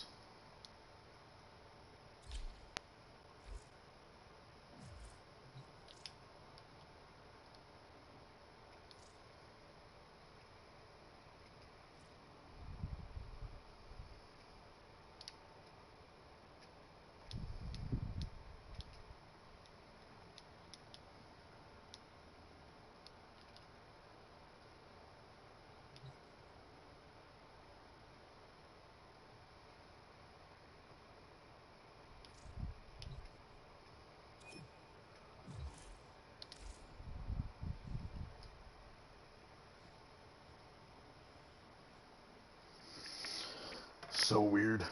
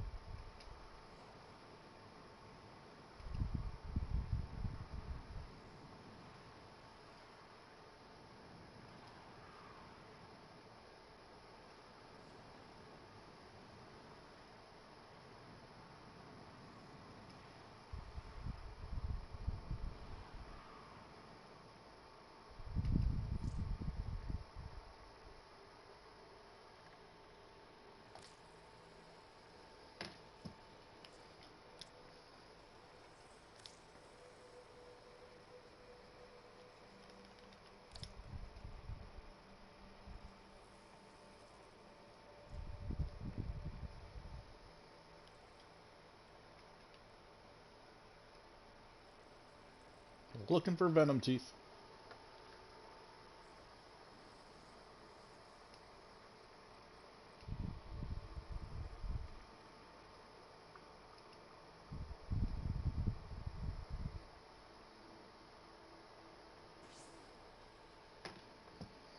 Damn, couldn't even put some endo in it.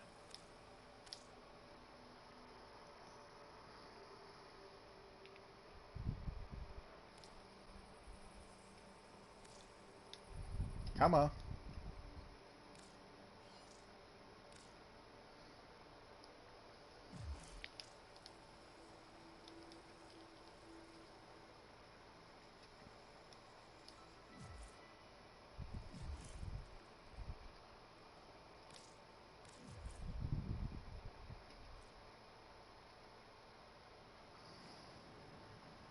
No thank you, no anything. Clear-cut sign of someone that is, doing some shady businessing.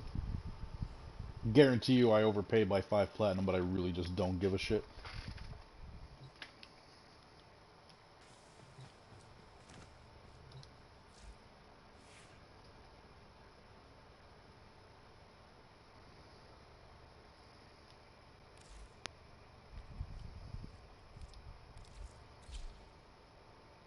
It's to the point where I'm almost willing to bet that if I were to reach out to him, that it would actually say you're being ignored by the person. Ah, people.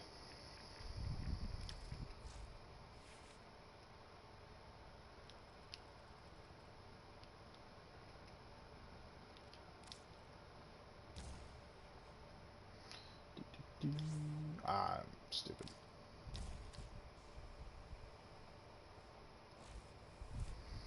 And you.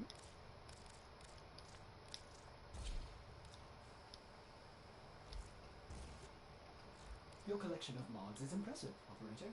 But I wonder if there are more Makes to the that. most sense. I mean, I really don't think that is working. I know the set bonus will not work. And it has been mixed reviews about the 60%.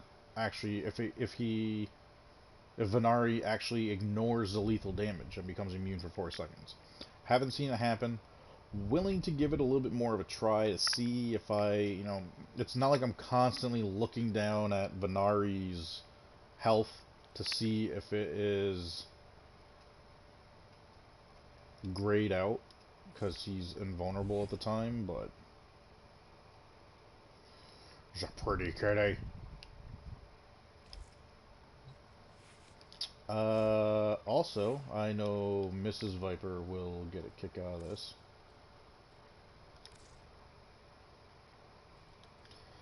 Made a cavette. It happened. Mainly because I wanted to see if I could take the mods off the cavettes and put them onto Venari. Operator, the system needs you. Will you But be nevertheless, taking on you know, I have these on here just for shits and giggles to see if it actually ramps anything up or does anything, but meh. But I almost want to get a giggle out of this. It doesn't stipulate anything, however, just curious. No, because it would be a duplication. And it wouldn't, yep, nope, that's the fun stipulation of that.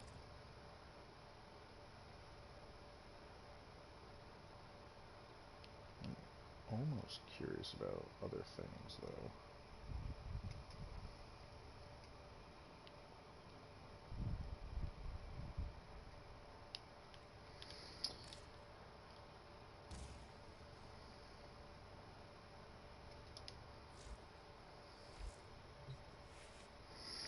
Eh.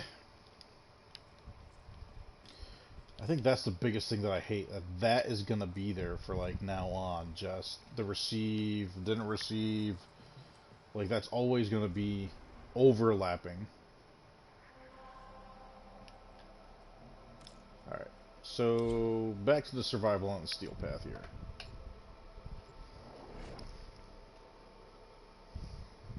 Now this should hopefully help focus the enemies. Because again, we don't want to...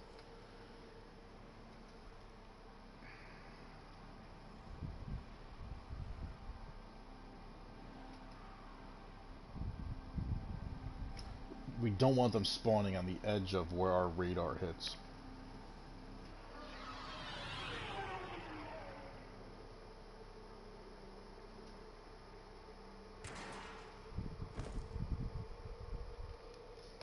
Distract the infested while a Tenno operative hunts for supplies. Set off the alarms to start. A steady stream of toxic Door behind me? supplies is being released into the area. Hold on. Emergency life support is inbound.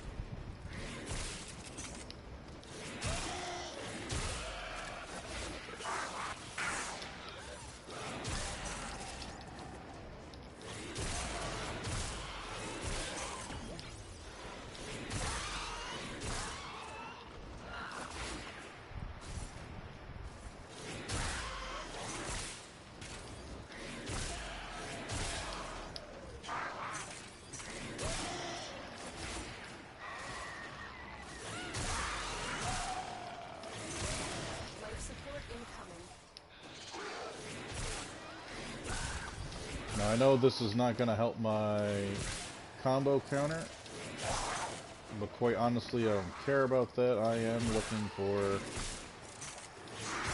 the ability to ramp up as many kills as I can here.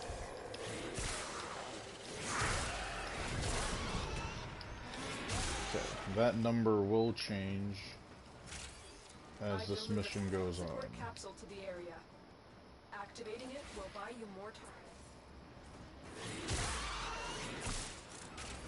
We'll give the enemies a chance to reset.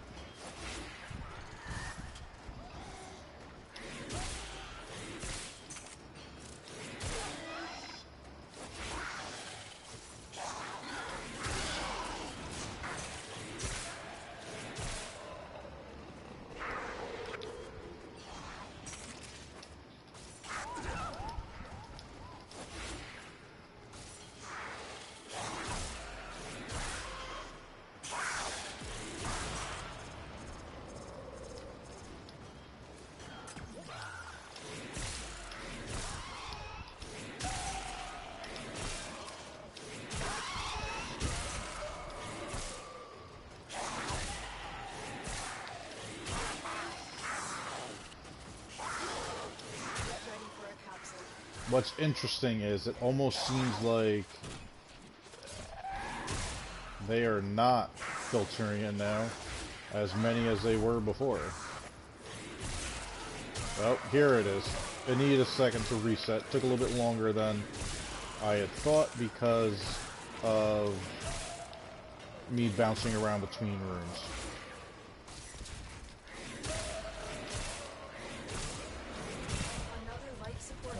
So once I get ancients and whatnot in here, we'll be all set. Alright, let's go, people.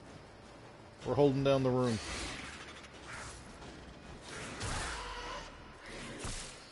Now I'm just hoping you fuckers don't get stuck.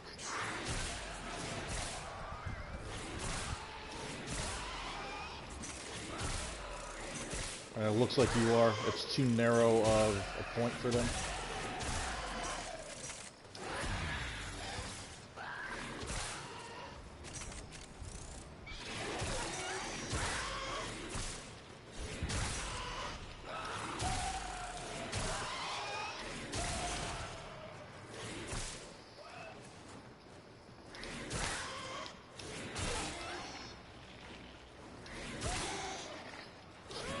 Try and keep our combo counter going. Of course, this room, I am looking for a very specific room that is perfect for focusing enemies. And this is not it.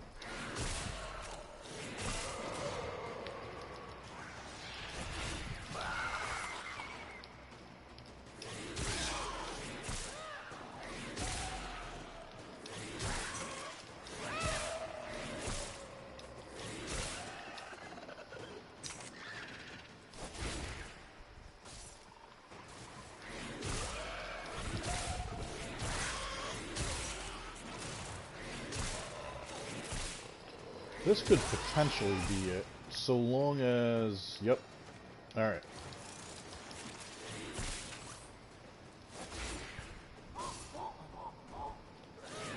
So now we wait for the reset of the enemy spawn. Oh, and I'm actually going to want the other side.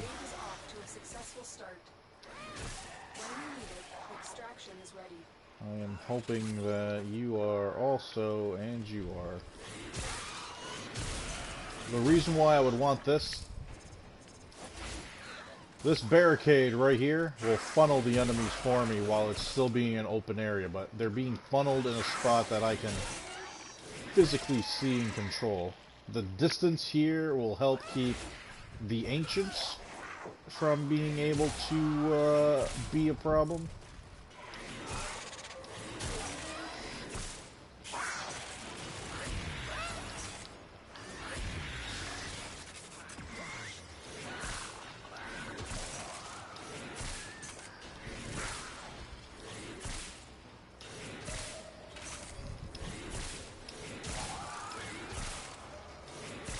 The one thing I am noticing, man, I took off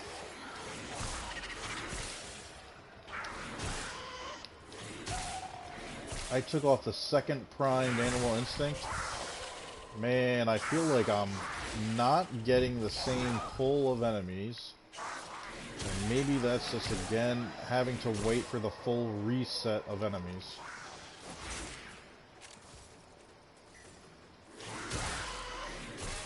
There should be so many more right now.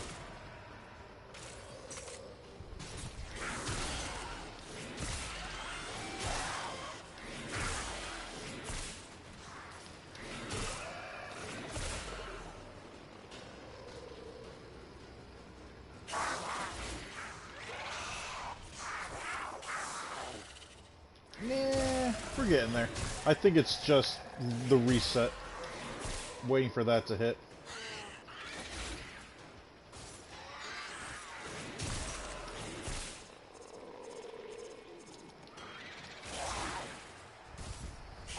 The other thing I'm noticing is... Oh, never mind. I was going to say the life support modules not spawning like they normally do.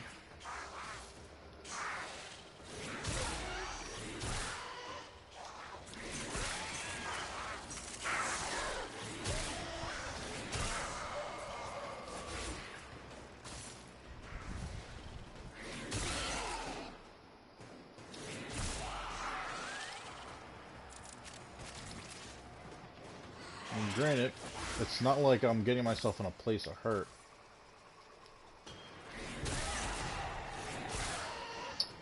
Maybe there is... You know, I might switch to the other loadout. Or not the other loadout, but the other way I had it. Keeping prime animal instinct on both. I think it was just the way that tile was set up was just a bad combination. Alright, so now I'm gonna have glass assholes.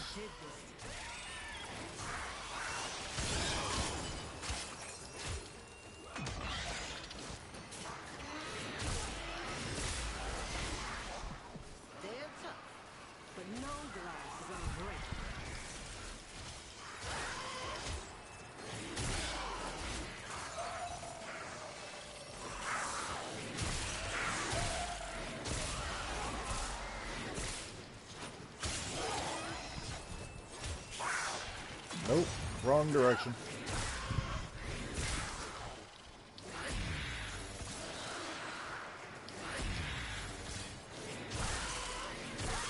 Alright, so this will kill off everyone for me except for glass.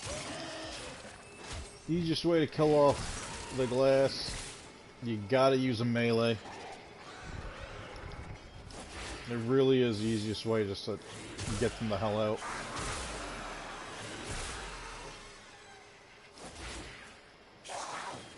And I am definitely getting all the spawn rate that I could want now. Alright, beautiful. Think we're good to go here, people.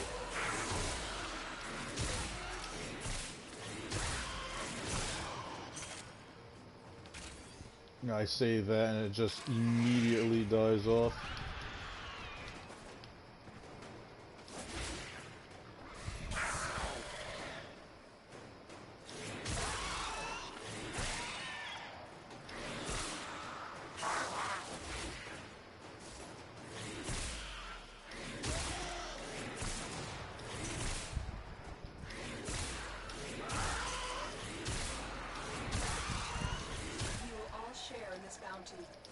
Out as long as you can.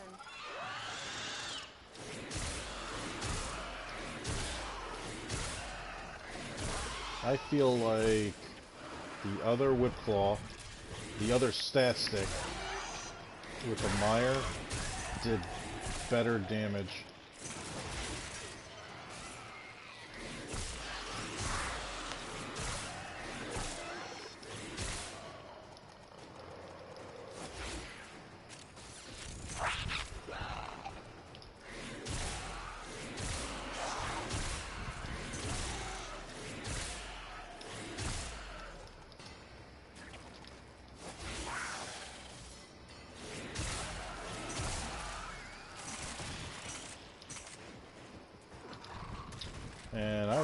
really appreciate Arcane Energize kicking in. There it goes.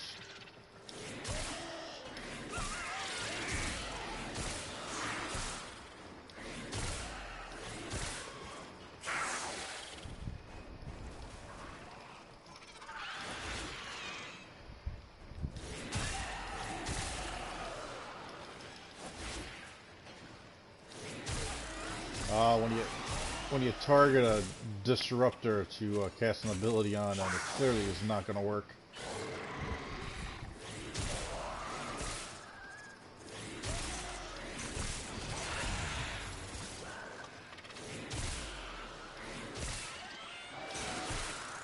Nuke 'em.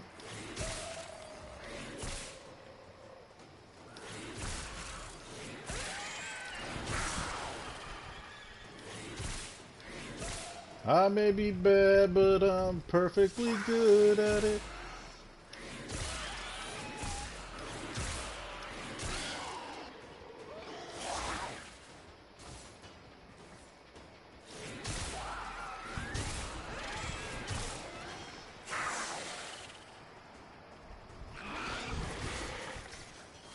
Oh, appreciate the block there, Zaw. It's one of the other reasons why I like running the Zaw on this build, because it will block those freaking harpoons. There's our Arcane Energize triggering. Strangled. Oh, who is this fucker all the way by himself over there? Finally working his way over here, but shit. See, that's the stuff that... Yeah, he's moving his way over here. Strangle Dome is how Korra can just nuke an area.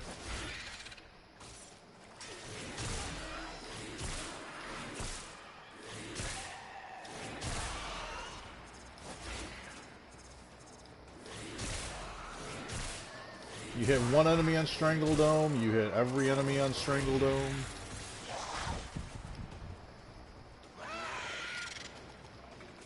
Somehow I ran out of energy, which means there might be a parasitic Eximus out there, but I feel like my Arcane Energize is not triggering as often as it should.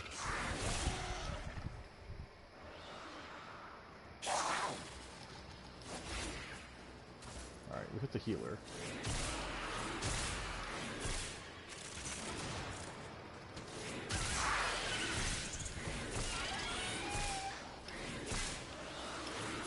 I don't know if there's some type of a lag going on right now.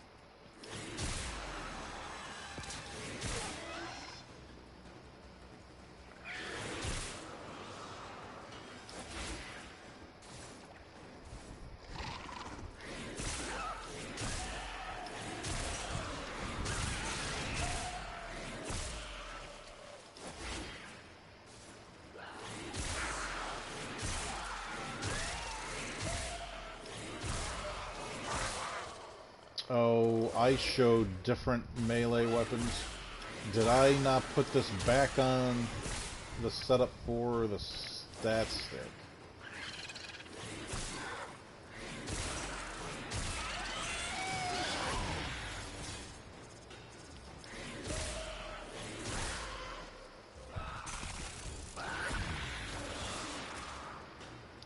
Okay, I want to make sure I collected everything. Nuking the area.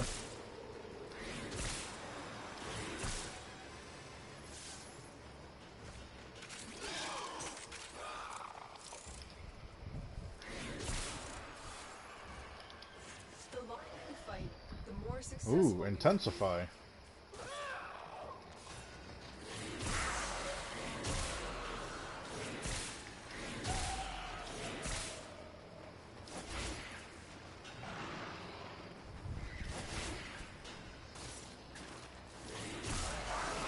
Yeah, my whip claw didn't last as long as it should have. Or not my whip claw, my snare.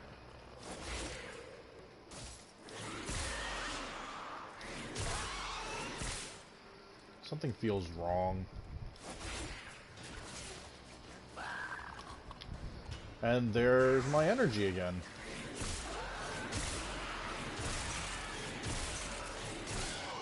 I'm watching the stream. Alright, so apparently an ancient poked me with his harpoon. I got no damage for it, and it did nothing more than just take my energy. I just watched the replay on the screen.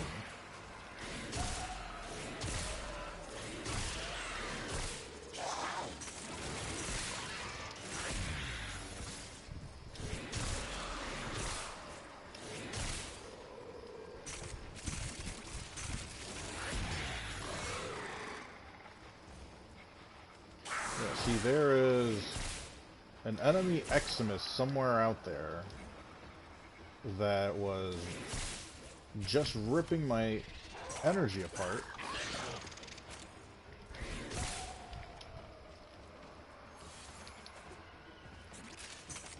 And I'm only getting that regular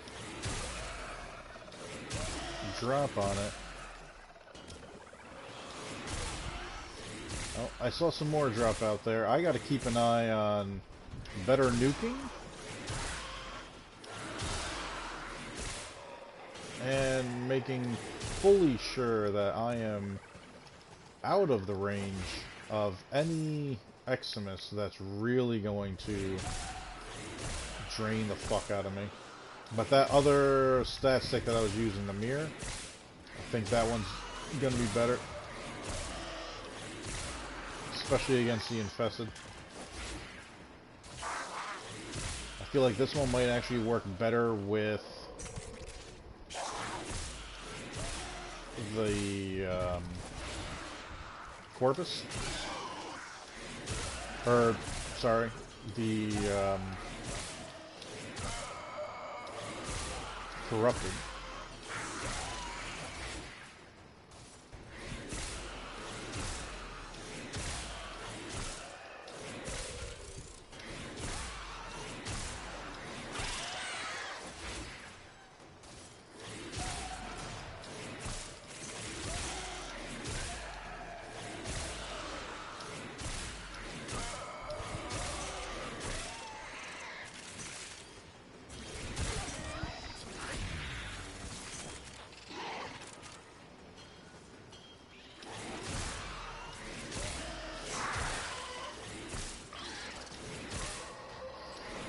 Yeah, that viral proc is too crucial.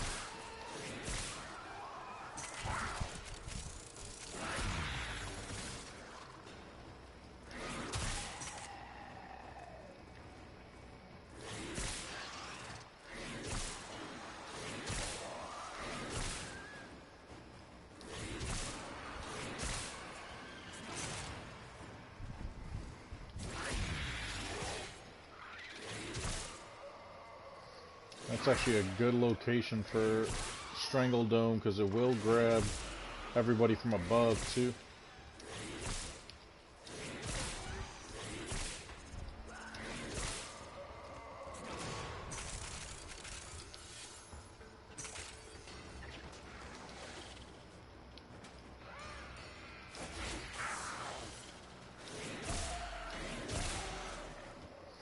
Steel Essence, you can go to Tension at the relay and trade that in for specific mods and cosmetics. I think you can also trade it in for Kuva.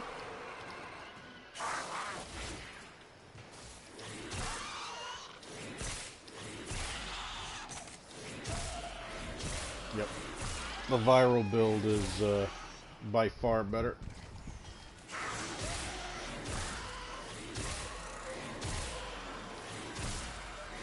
Having this prioritized slash, just a waste.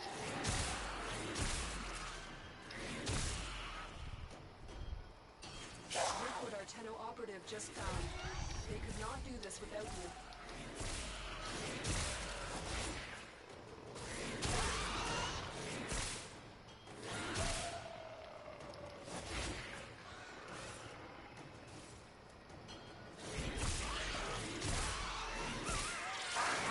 We'll drop out at 25.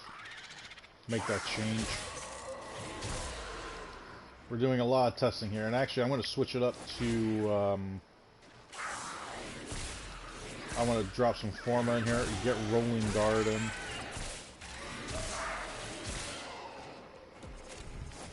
We'll make that change finally.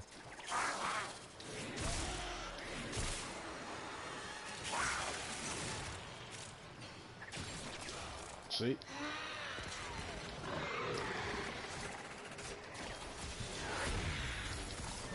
Now that is what we're looking to avoid from happening.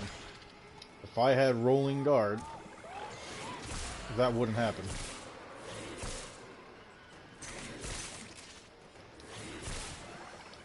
Now luckily, I have certain things in place to keep me alive and well.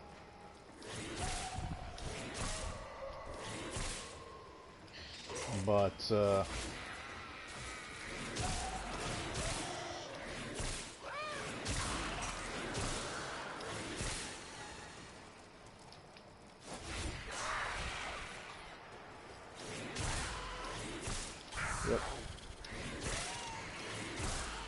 You know the changes we gotta make. Just gotta make them. See? And there it is again. Now this would probably cost me.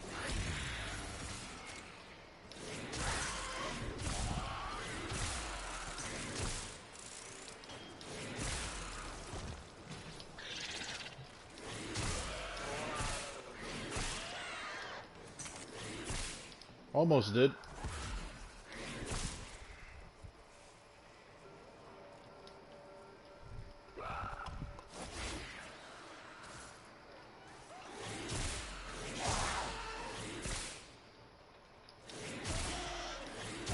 It sounds like the music just like died off all of a sudden.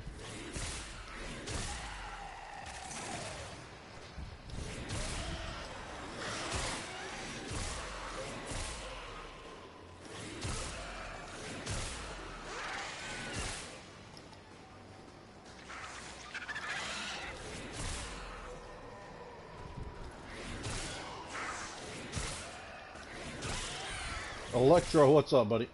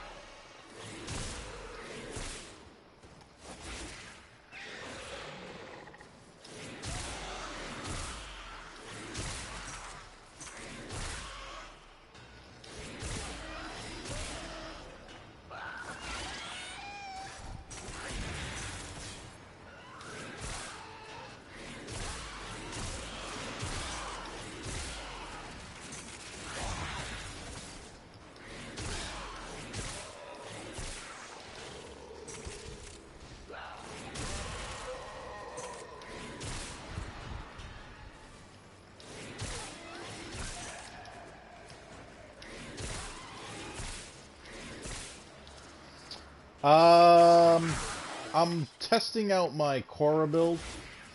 I'm using the Infested as a guinea pig right now, just because of how easy you can really do a survival against them. So I'm kind of using them as what I would want to do with, say, the Grenier. So I'm testing out how the stat stick is working. I want to see how everything is going with Venari, the troubles that I would face, and how well the whole synergy works. I know I have to get... Rolling Guard is the only thing that's really missing from Korra right now. I'm actually debating using the Decaying Dragon key when I run with her, just because lowering my shields, I'll get shield gating, and I'll get that invulnerability when I fully get her shields back up. I'm running Grief Despite, Respite, I always say Despite, Grief Respite, so I constantly building up my shields. But I'm also running I gotta run an auger mod to help build it back up so that I can just use my whip claw to build myself back up and keep my shield gating going. See, but there's that poke again from these ancients that does no damage, just literally just wants to drain my energy. But again, this build is not going to be meant for them. I just want to test out how everything is shaping up. And the Simulacrum has too many glitches in it, honestly, for my taste. You know, since I have you in here, Electro, I've heard mixed things. I haven't seen it happen yet. Does Tech Assault, not the set bonus of the tech mods, but just the mod itself, Tech Assault, does that apply to Venari? I haven't seen it trigger yet. The spores have almost completely saturated the atmosphere. You need to get out of there.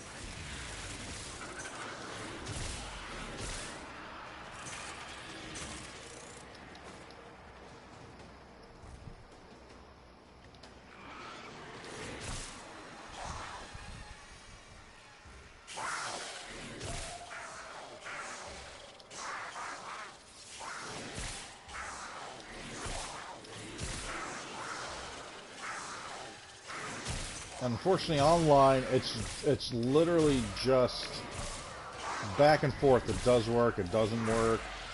One of the Discord channels that I belong to for a streamer friend of mine, one of her viewers was like, go to the Simulacrum. Well, yeah, because, you know, there's no glitches or anything bad that happens in the Simulacrum. My viral procs for my status stick don't even show up in the Simulacrum. To the point where I thought I had the wrong build on.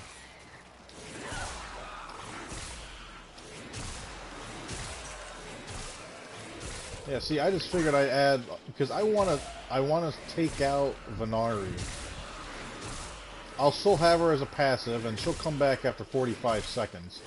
But if I have a way to maintain her otherwise, and make her a little more, I don't want to say tanky, but increase her survivability, her likelihood of her sticking around. Like, oh, there it goes. There's her. It did. It literally just triggered as we're talking about her. Her life bar is gray. She is still alive. She avoided lethal damage. So what I need to do is mod her properly. I want to be able to give her what she is going to need to survive even longer.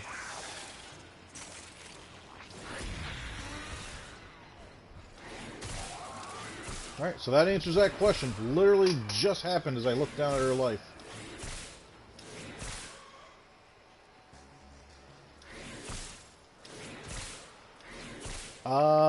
I was thinking that. I was also thinking on one of the builds for her, or one of the loadouts, using Elemental Ward, just so I can make Korra a little bulletproof.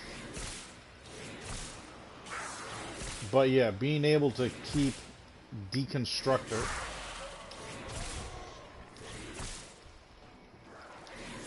is definitely a heavy favorite. Because there's other ways for me to make her more survivable. Rolling guard is going to be one of them. Alright, so 30 minutes. We're going to back out. We're going to make those changes. We're going to level 4 up.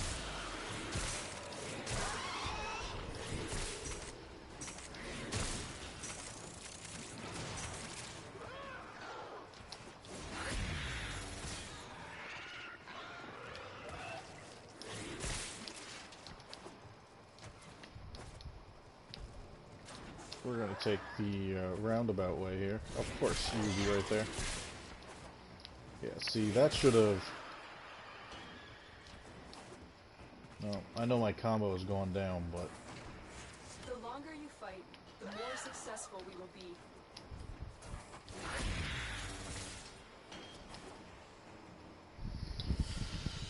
A valuable lesson. Alright, so we're going to go back to our original stat stick, because that was working a lot better. Alright, Khalid, you see? 662,000 focus. Oh, hang on. That's the total. I gained 40,000. Jesus Christ, I'm an idiot. I was so half awake.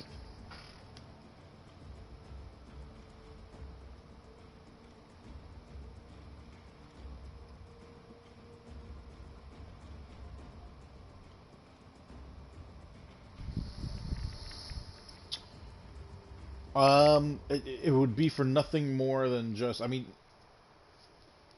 when you apply electric to, or I'm sorry, no, it's cold. When you apply a cold to her, ability strength doesn't correlate to the percentage of bullets being shot back, I don't believe. I'm not looking at it so much for the armor, I'm looking for it as more of the stopping of the bullets. I know Splash and AoE will still hit, just like it would Chroma.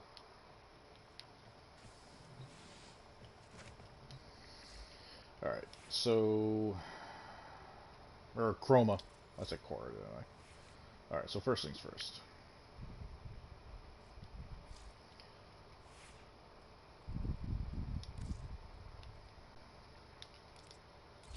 Going back to our original stat stick.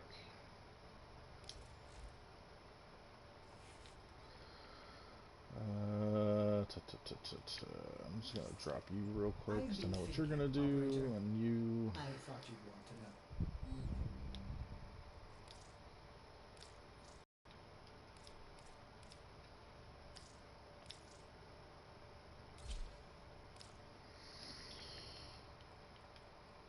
Okay, so.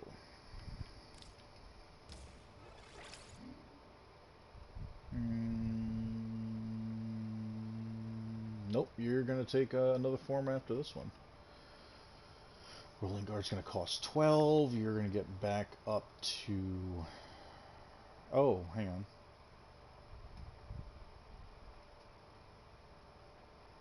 Nope, rolling guard will fit after this.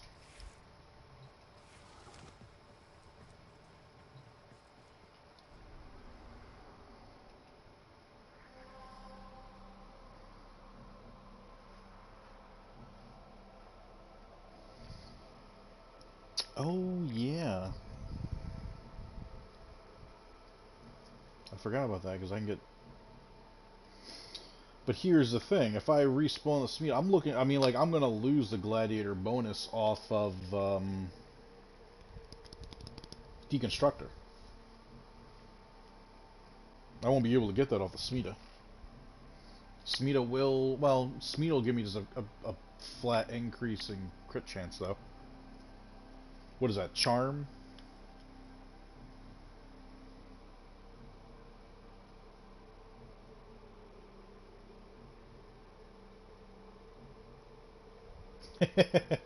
Alright, baby. Love you. I will talk to you in a little bit. And we're literally just going to run this again just because it's going to be a faster way of... Oh crap, I didn't change Animal Instinct again. I'll take care of that in a bit. This is going to be, in my opinion, faster because it's going to be less stressful than Hydron running with randos. Distract the infested while a lone final operative hunts for supplies. Set off the alarms to start. A steady stream of toxic spores is being released into the area. Hold on. Emergency life support is inbound.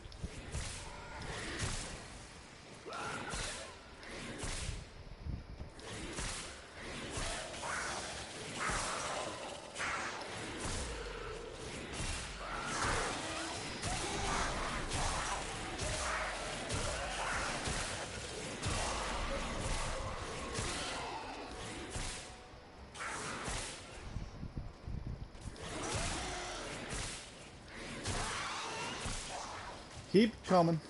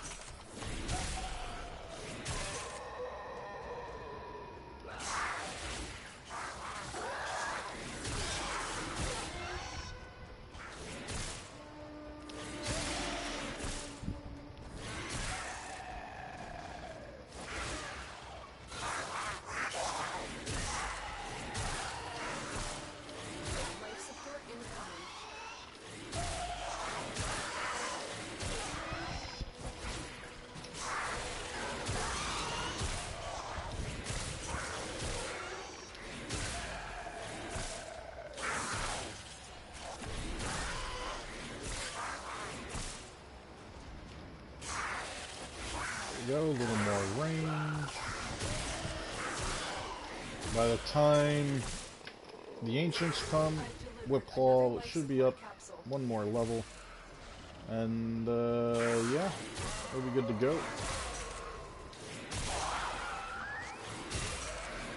Steel Path Survival is such an easy way to level up. If I had 3 other people literally just sitting back and letting me do this. Really? Yeah, Whipclaw, I gotta remember, is like the Ignis. If you're super up close, pain in the ass.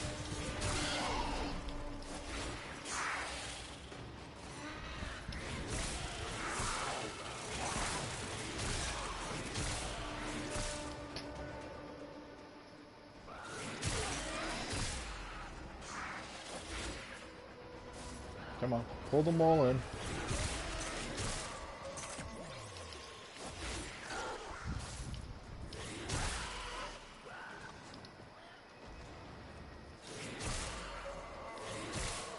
Electro Man, how you been, buddy?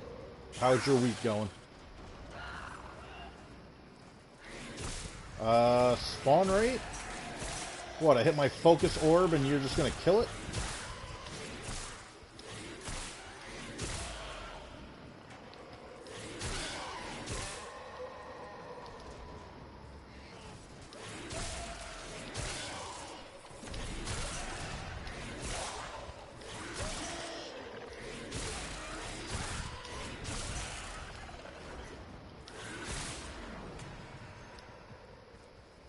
What? How did I earn 51 focus? With a greater Eidolon lens on. Is it because I'm leveling her? The operative has just made their first discovery. Keep up the good work. When you go to extraction.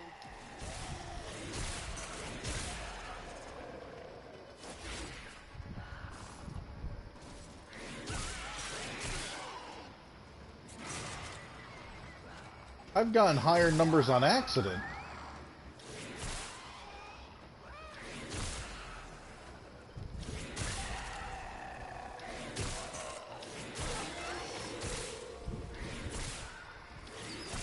Dude, that's such bullshit.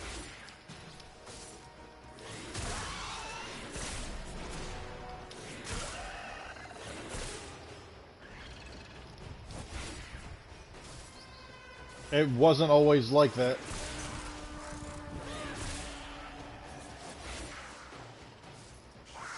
Man, bring me back to the good old days of Warframe. It's not even worth going for it. I'm only gonna upset myself.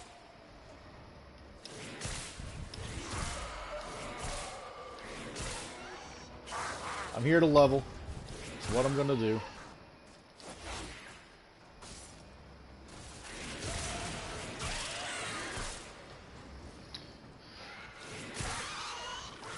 Let's see, we're at 10 at 6 minutes. That's not bad. But the spawn rate has definitely slowed down a notch. Here it comes.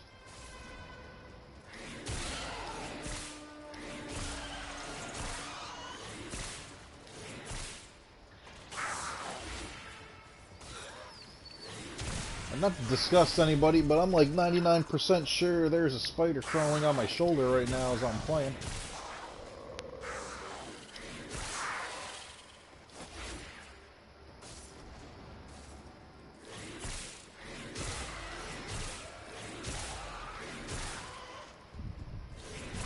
Nope, it's just one of Bella's hairs tickling my shoulder.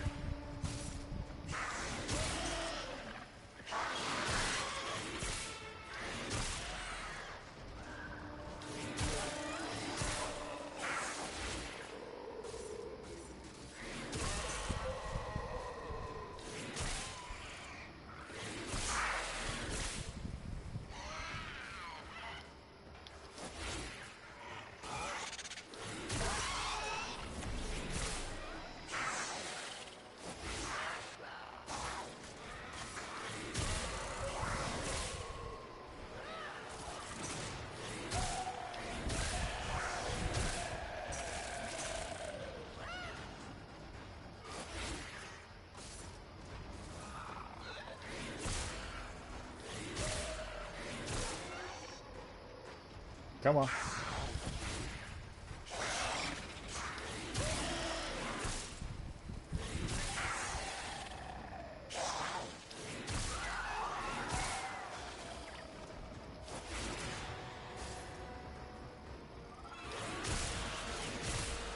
Oh, I just noticed your other message. I don't think I've asked you this before, Electro. What are your studies in, buddy?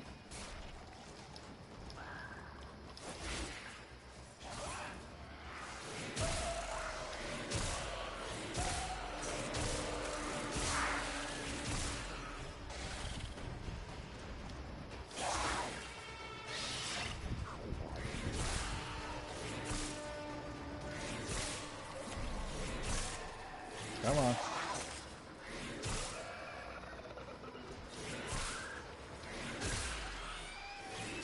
Computer science, nice.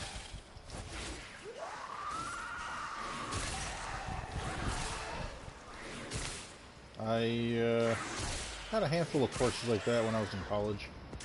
I double majored, accounting and massage therapy. I figure numbers aren't going to go anywhere, and people are always going to do stupid stuff to hurt themselves. Job security. And the way 2020 is, yeah. Taxes aren't going to be going anywhere anytime soon, that's for sure, people. Doesn't matter what country you're in or what. Anytime they say that they're going to lower taxes and whatnot, that is a fool's dream, let me tell you.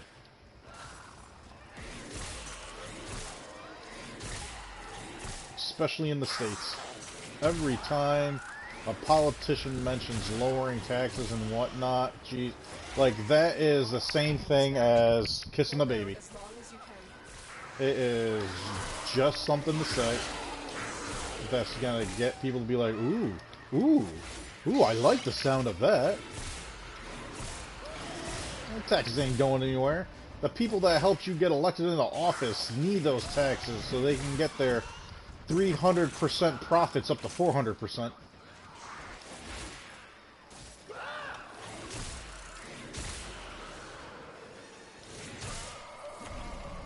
You're going to lower taxes. I'm going to stop eating bacon.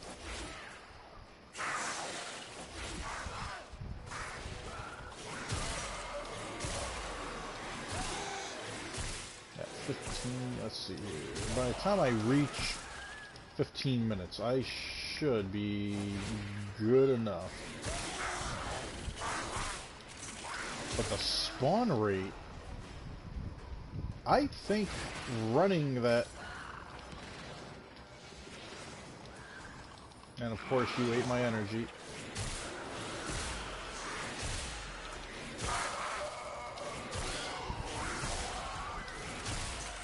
Too busy talking.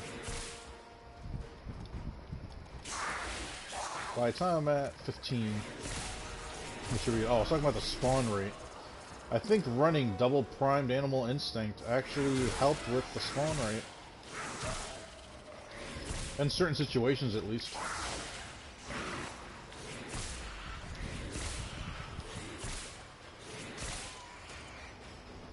I feel like the spawn rate has dialed down a notch. Unless they're getting stuck somewhere. And they're not.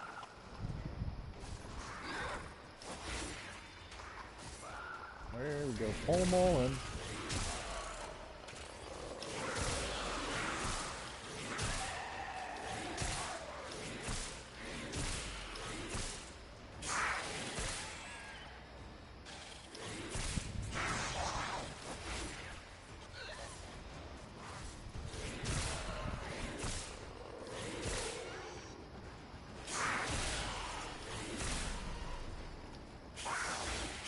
$17.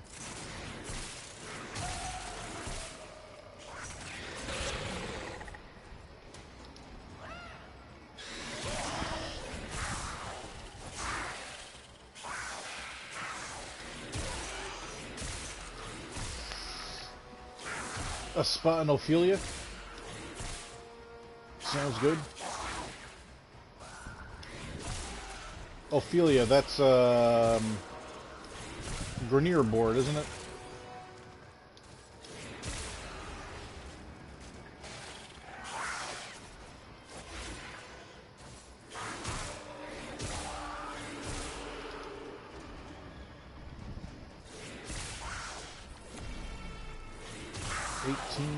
Come on.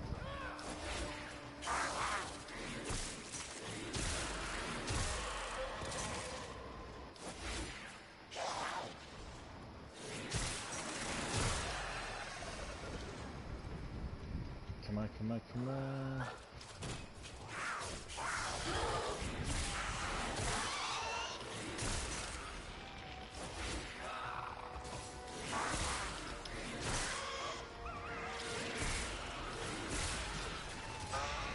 Oh, you son of a bitch. What happened to my shield gating, huh?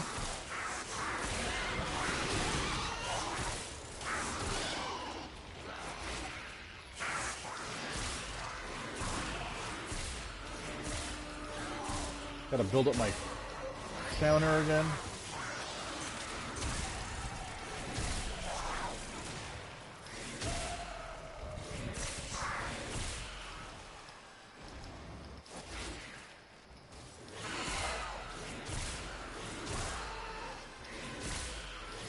That's why I gotta run Distinguished Key. So I didn't trigger my shield gating fast enough. I didn't get my bar all the way back up.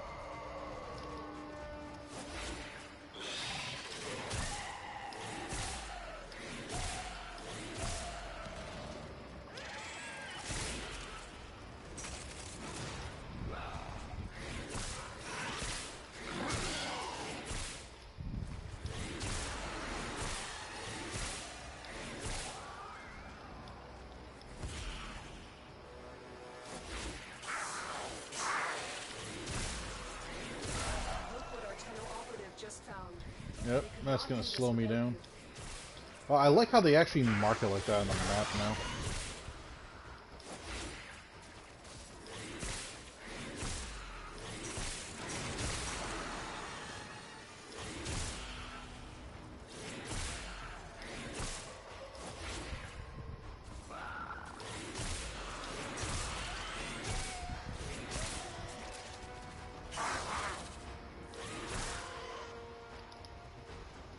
Yep, that's what I was literally just saying. If I put on a Decaying Dragon Key, I'll be able to get that ramped up faster. I also have to carry a secondary just for the added auger, just so I can get the bonus from using my abilities.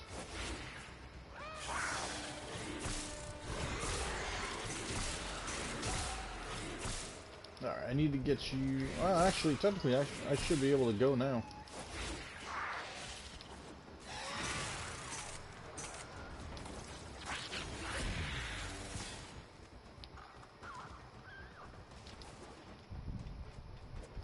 Oh, a little higher than I wanted that bullet jump to be. But I should have been able to leave out right at 15, but burned the affinity.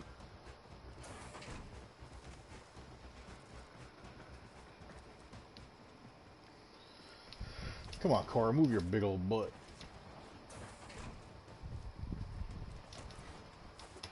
Cora got that big old donkey.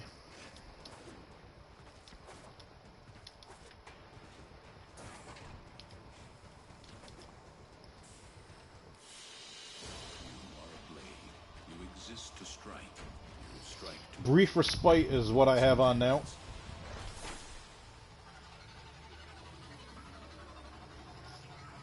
I just need to get, remember to put the Dragon Key on to lower her shield so I can bring it back up for shield gating faster.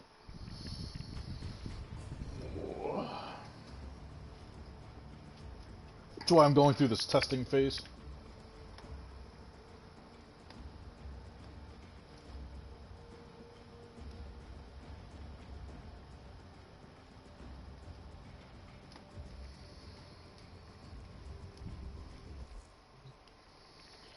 But, alright, so we got that set up. Let's go here.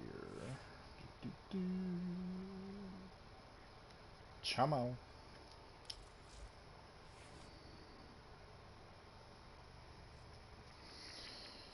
Rolling guard.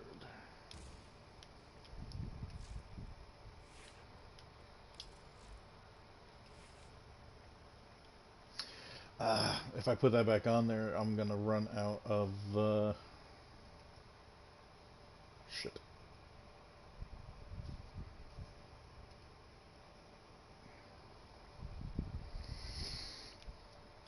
Yeah, in my opinion, how much do I really need that on there right now? Being able to see them at a better distance definitely will work to my advantage. Well put together, operator. Now Sweet. get out there and Cut down Alright. and make the Lotus proud.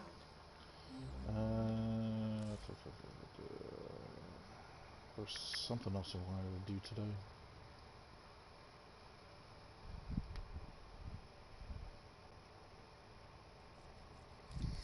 While I think about it, we'll have Ember move a boot.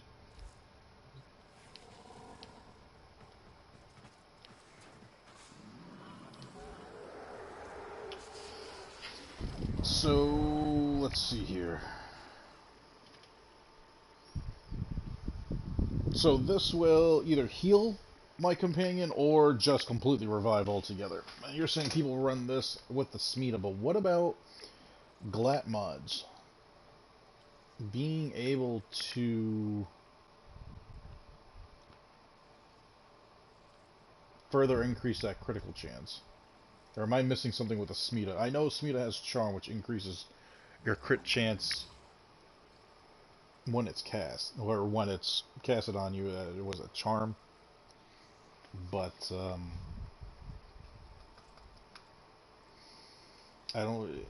I got to see the math of how that would balance out not having Deconstructor. How am I in resources, by the way? Did I max them out last time? I did.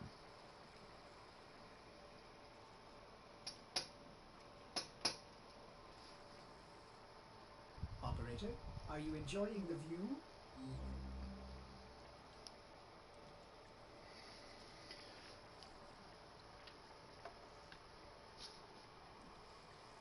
So it sets at 200% before.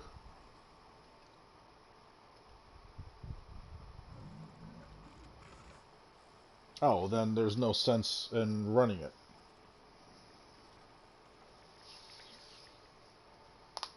If I'm using, for what I'm getting off of Blood Rush and the Gladiator mods, I'm well over 200%.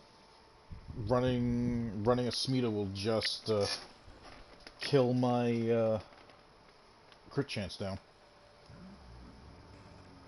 It'll bring me down, I think, 2 tiers. I thought it was something that, at worst, would additively just bring everything back up.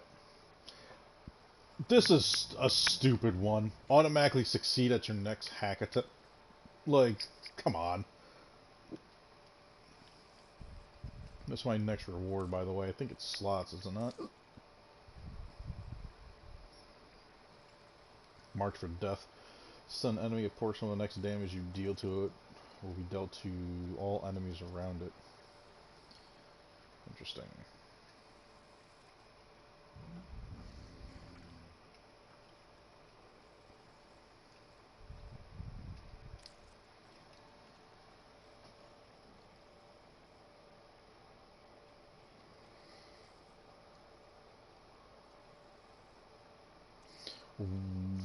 What do you mean crucial for loot?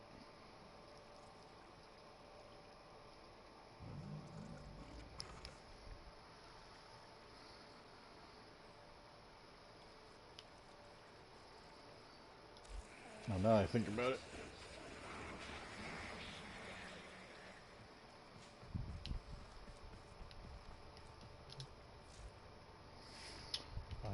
Oh, no, I don't think I'll be able to.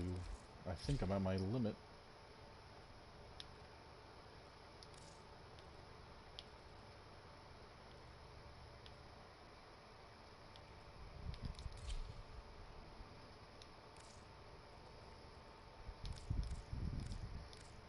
Trying to get some funky colors going on here, so when the flower grows, it's interesting to say the least.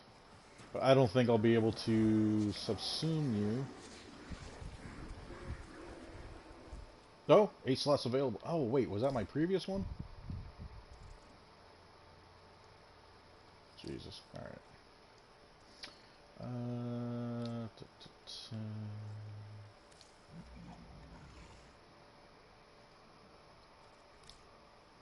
Yep.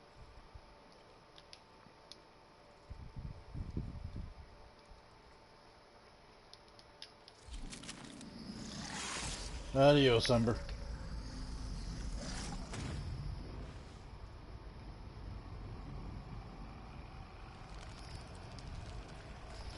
We are Legion.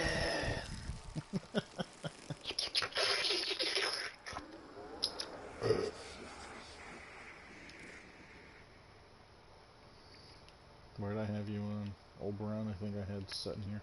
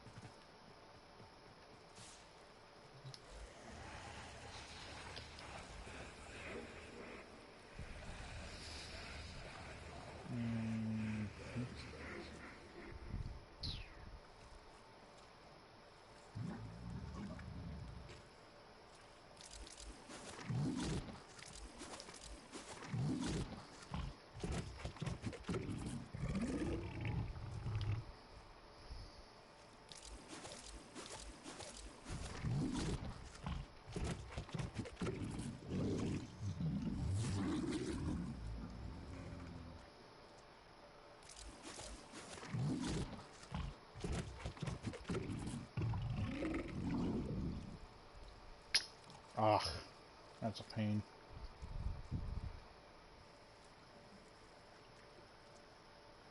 Meh.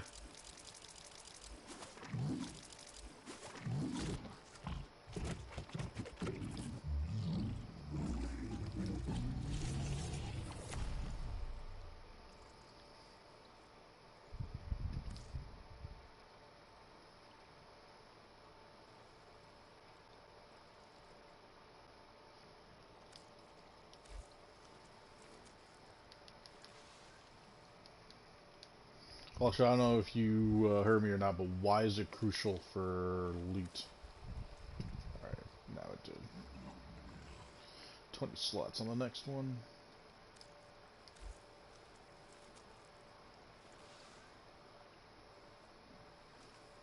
Looking at this like, daughter, no! Who's a good Helminth? Who's a good Helminth?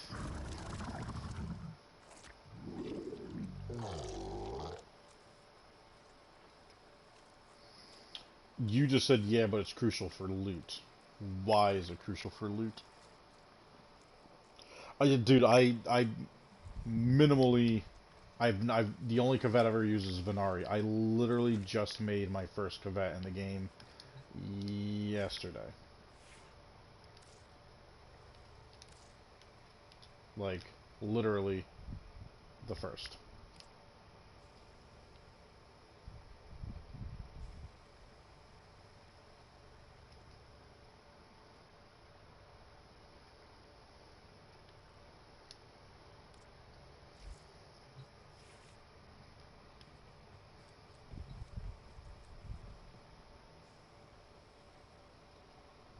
Yep, got me a Smita.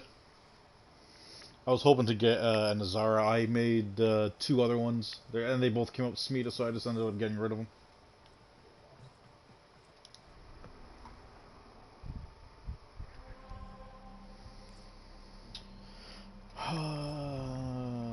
Defense against the infested.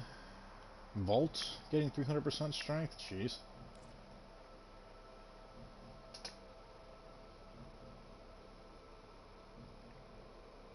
Oh, I didn't know that.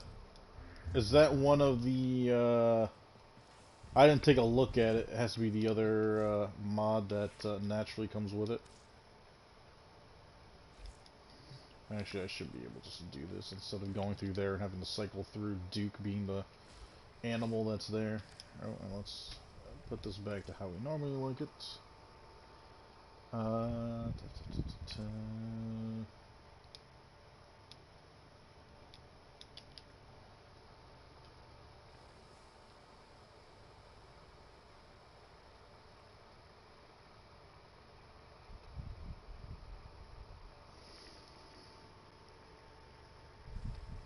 Is there a specific mod or something that will double the loot you get from it, or is that just a passive of the Smita in general?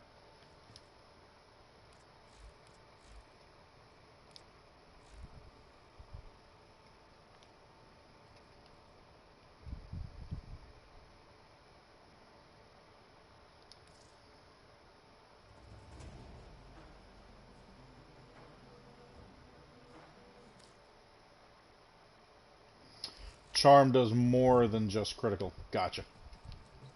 Oh, that's right. There's like 4 or 5 different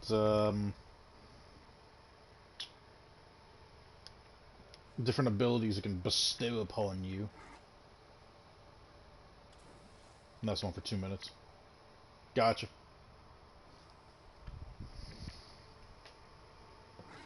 I run that with a desecrating necros.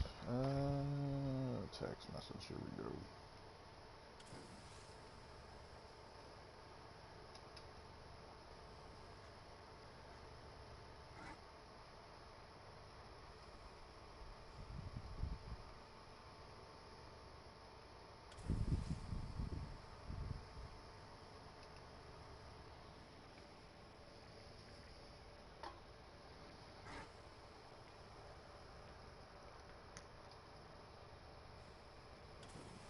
Build it ASAP. What? Build up the Cavat? Meh. I've survived this long without it. The Cavats just don't. I mean, like, to me, it's just, alright, let me make it just to finally make it. I mean, Kubros, I mean, up until this point, Duke here, my Helminth Charger, is the only one that I've made. I made him, like, early on. And I just recently made the Magi Predacite.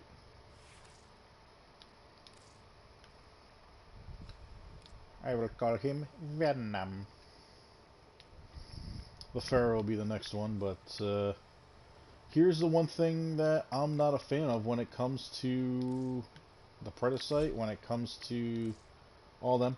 Dude, there is no customization to it whatsoever.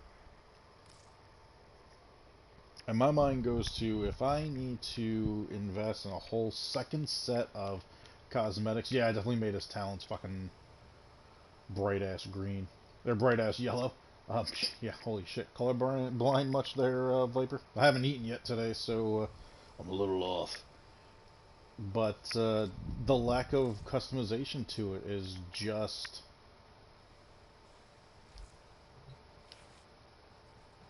Okay, now I didn't have him set to be equipped, but it still put him there.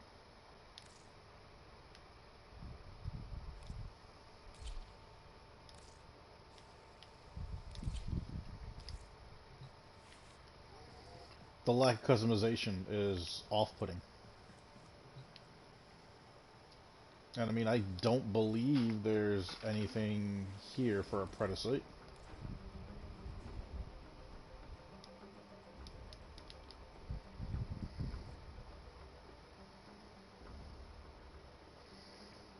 So, in using the word pred, where are you in this? You're not.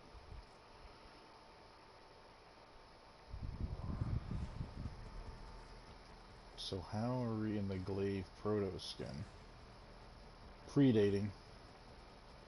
Predating. Predator. Okay. Makes sense. You know, I haven't looked at Sun to see if he possibly sells anything. No. Because I have you on Steel Path.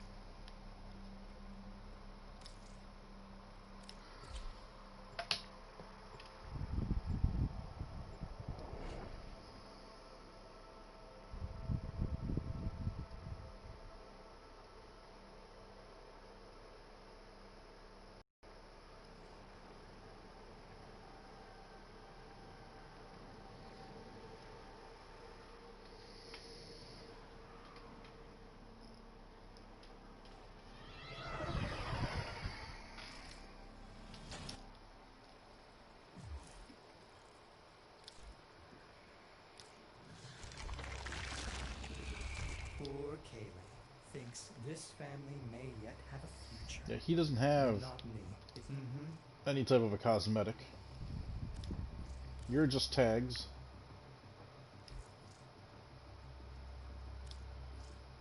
You're, yeah, just the ability to update, and you're the ability of putting them together.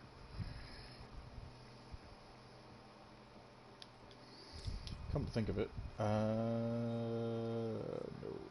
Yep, Pharaoh.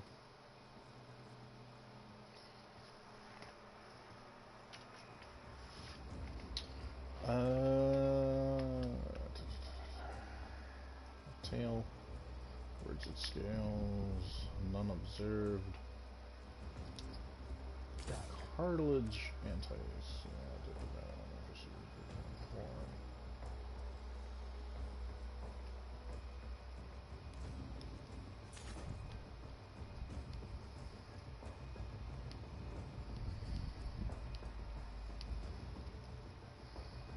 He actually looks pretty badass.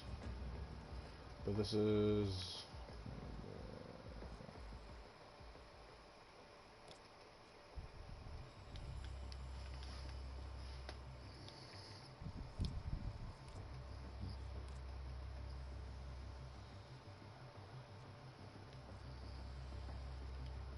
gives him some freaking giblets like he's a freaking rooster.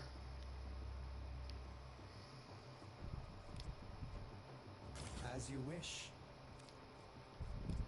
This actually says there are no effects observed, so in case you don't want to change them whatsoever. That's a Vazar and Polarity. You're the same thing.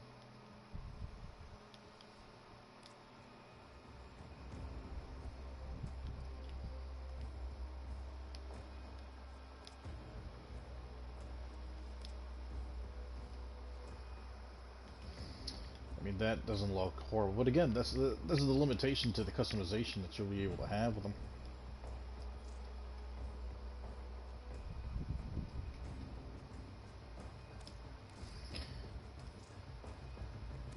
So let's see here. I know I need plenty of standing and whatnot.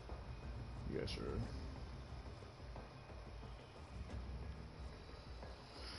are... let's see. I would need a minimal 8,000 standing plus what I would need Sanctuary around, so I could just max out my standing altogether. I shall languish. I'm actually curious if I have any lingering tokens. At least Mother. I do.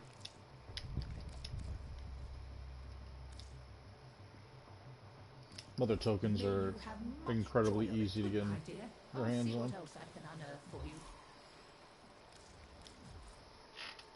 But there are no cosmetics in the game for the Predicites. Or the Velopus. Velopus? However you would want to say it.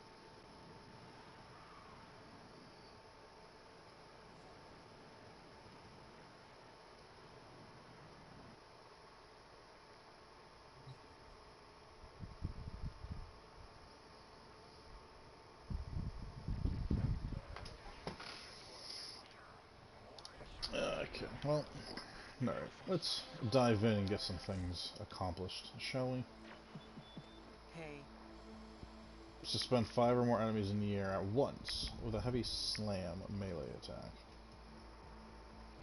Deploy a Spectre. Help Clem. Really? 4,500 for helping Clem? You know what?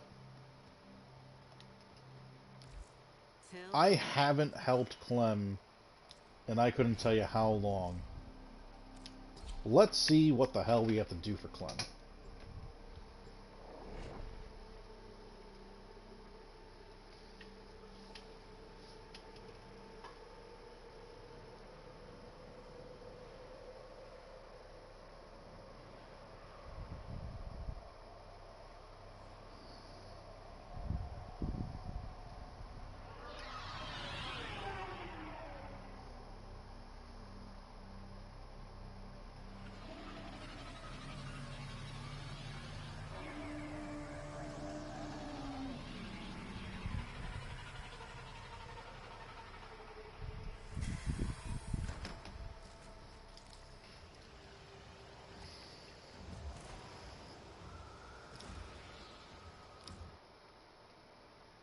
Listen, I have a little job for you. Interested? So, what do you say?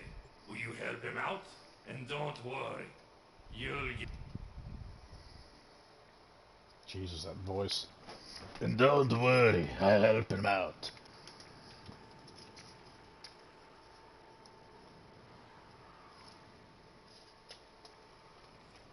He talks like he's got a heavy accent, but he doesn't. Trigger the alarm? Yeah? This is it. The merchandise acquisition mission. You and Clem cause a ruckus, while my other operatives ease you up. Let them know you're here. Clem. They cut off life support. You going to let them intimidate you like that? Oh my god. Seriously?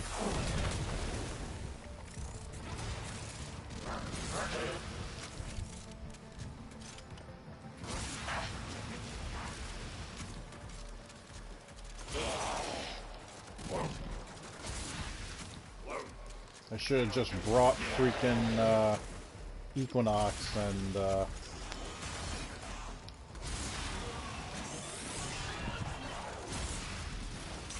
gone in Deimos, put on main, and just fucking run around, let it bleed everybody out.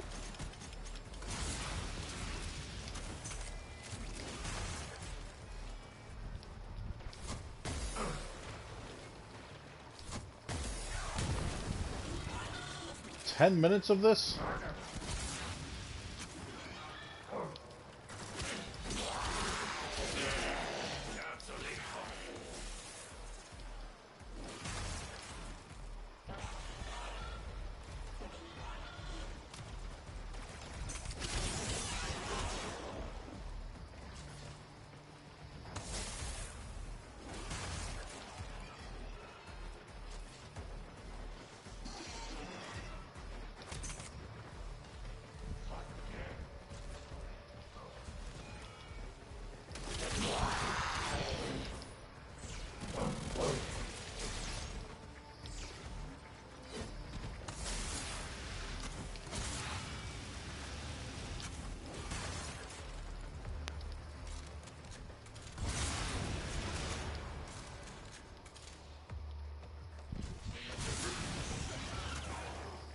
I'll let you idiots come to me.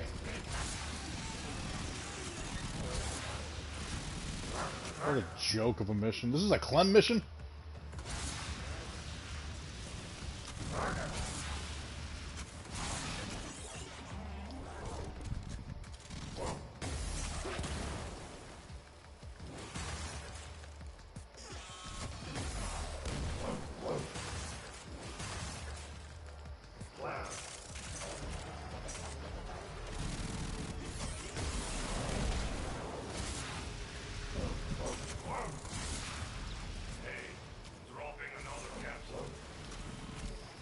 Hey, dropping another capsule. And a bottle of vodka.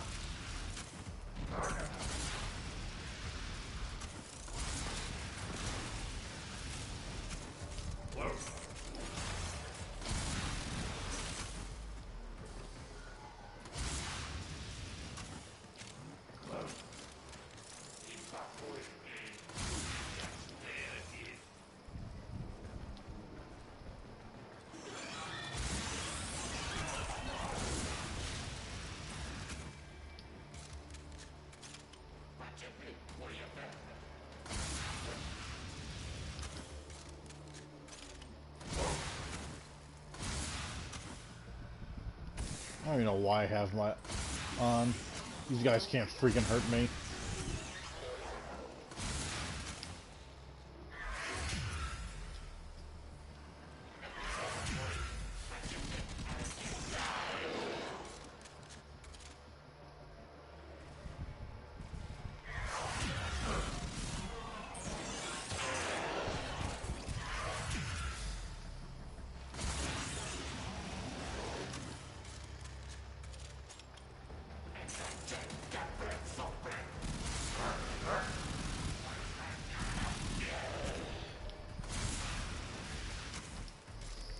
Should have brought something stupid like a zenith and just sniped all these idiots through the wall.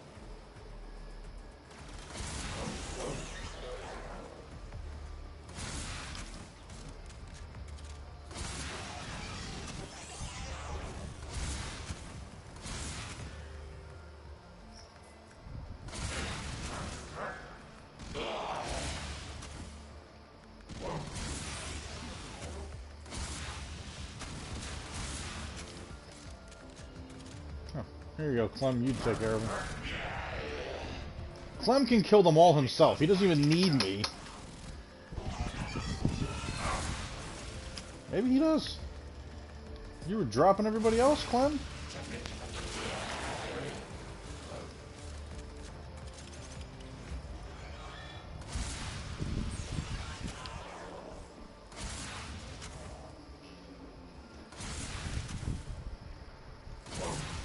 This is this is a good self-esteem booster map.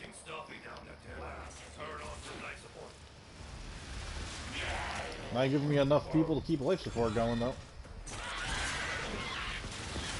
Oh, hi Lynx.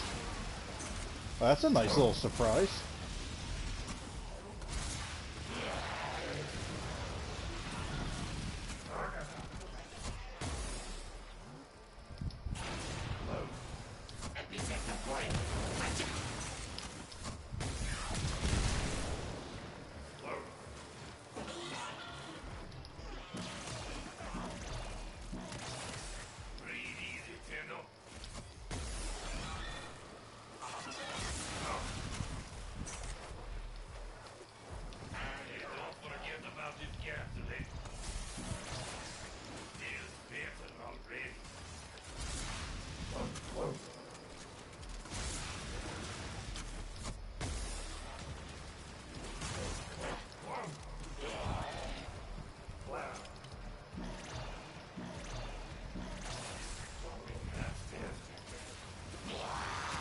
And that'll keep us alive for the rest of the time.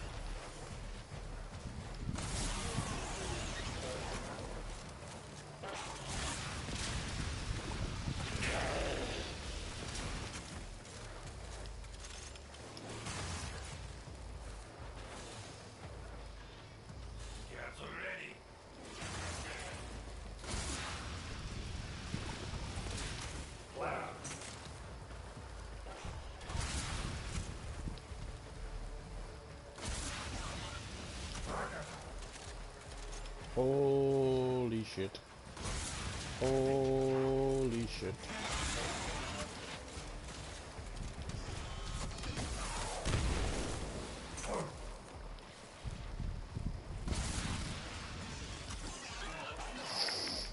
Like the spawn rate doesn't even exist.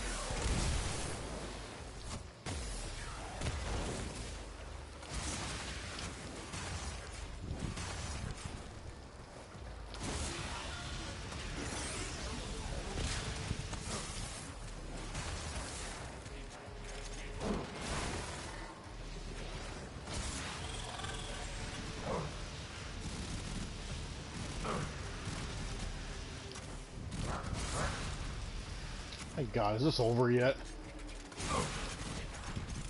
Where are you coming out of? We got what we need.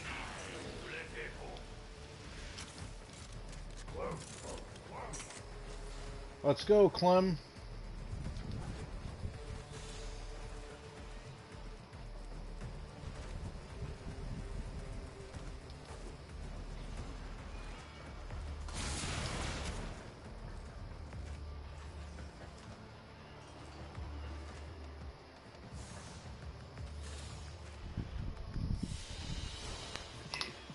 The path to greatness is walked one step at a time.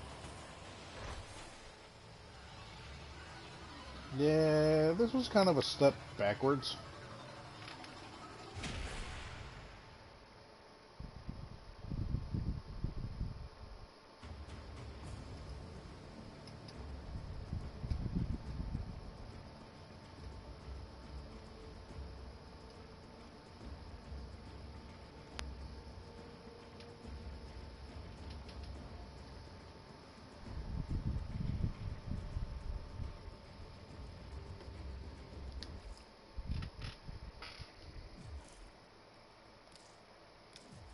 I think all that's doing is getting me some more cred.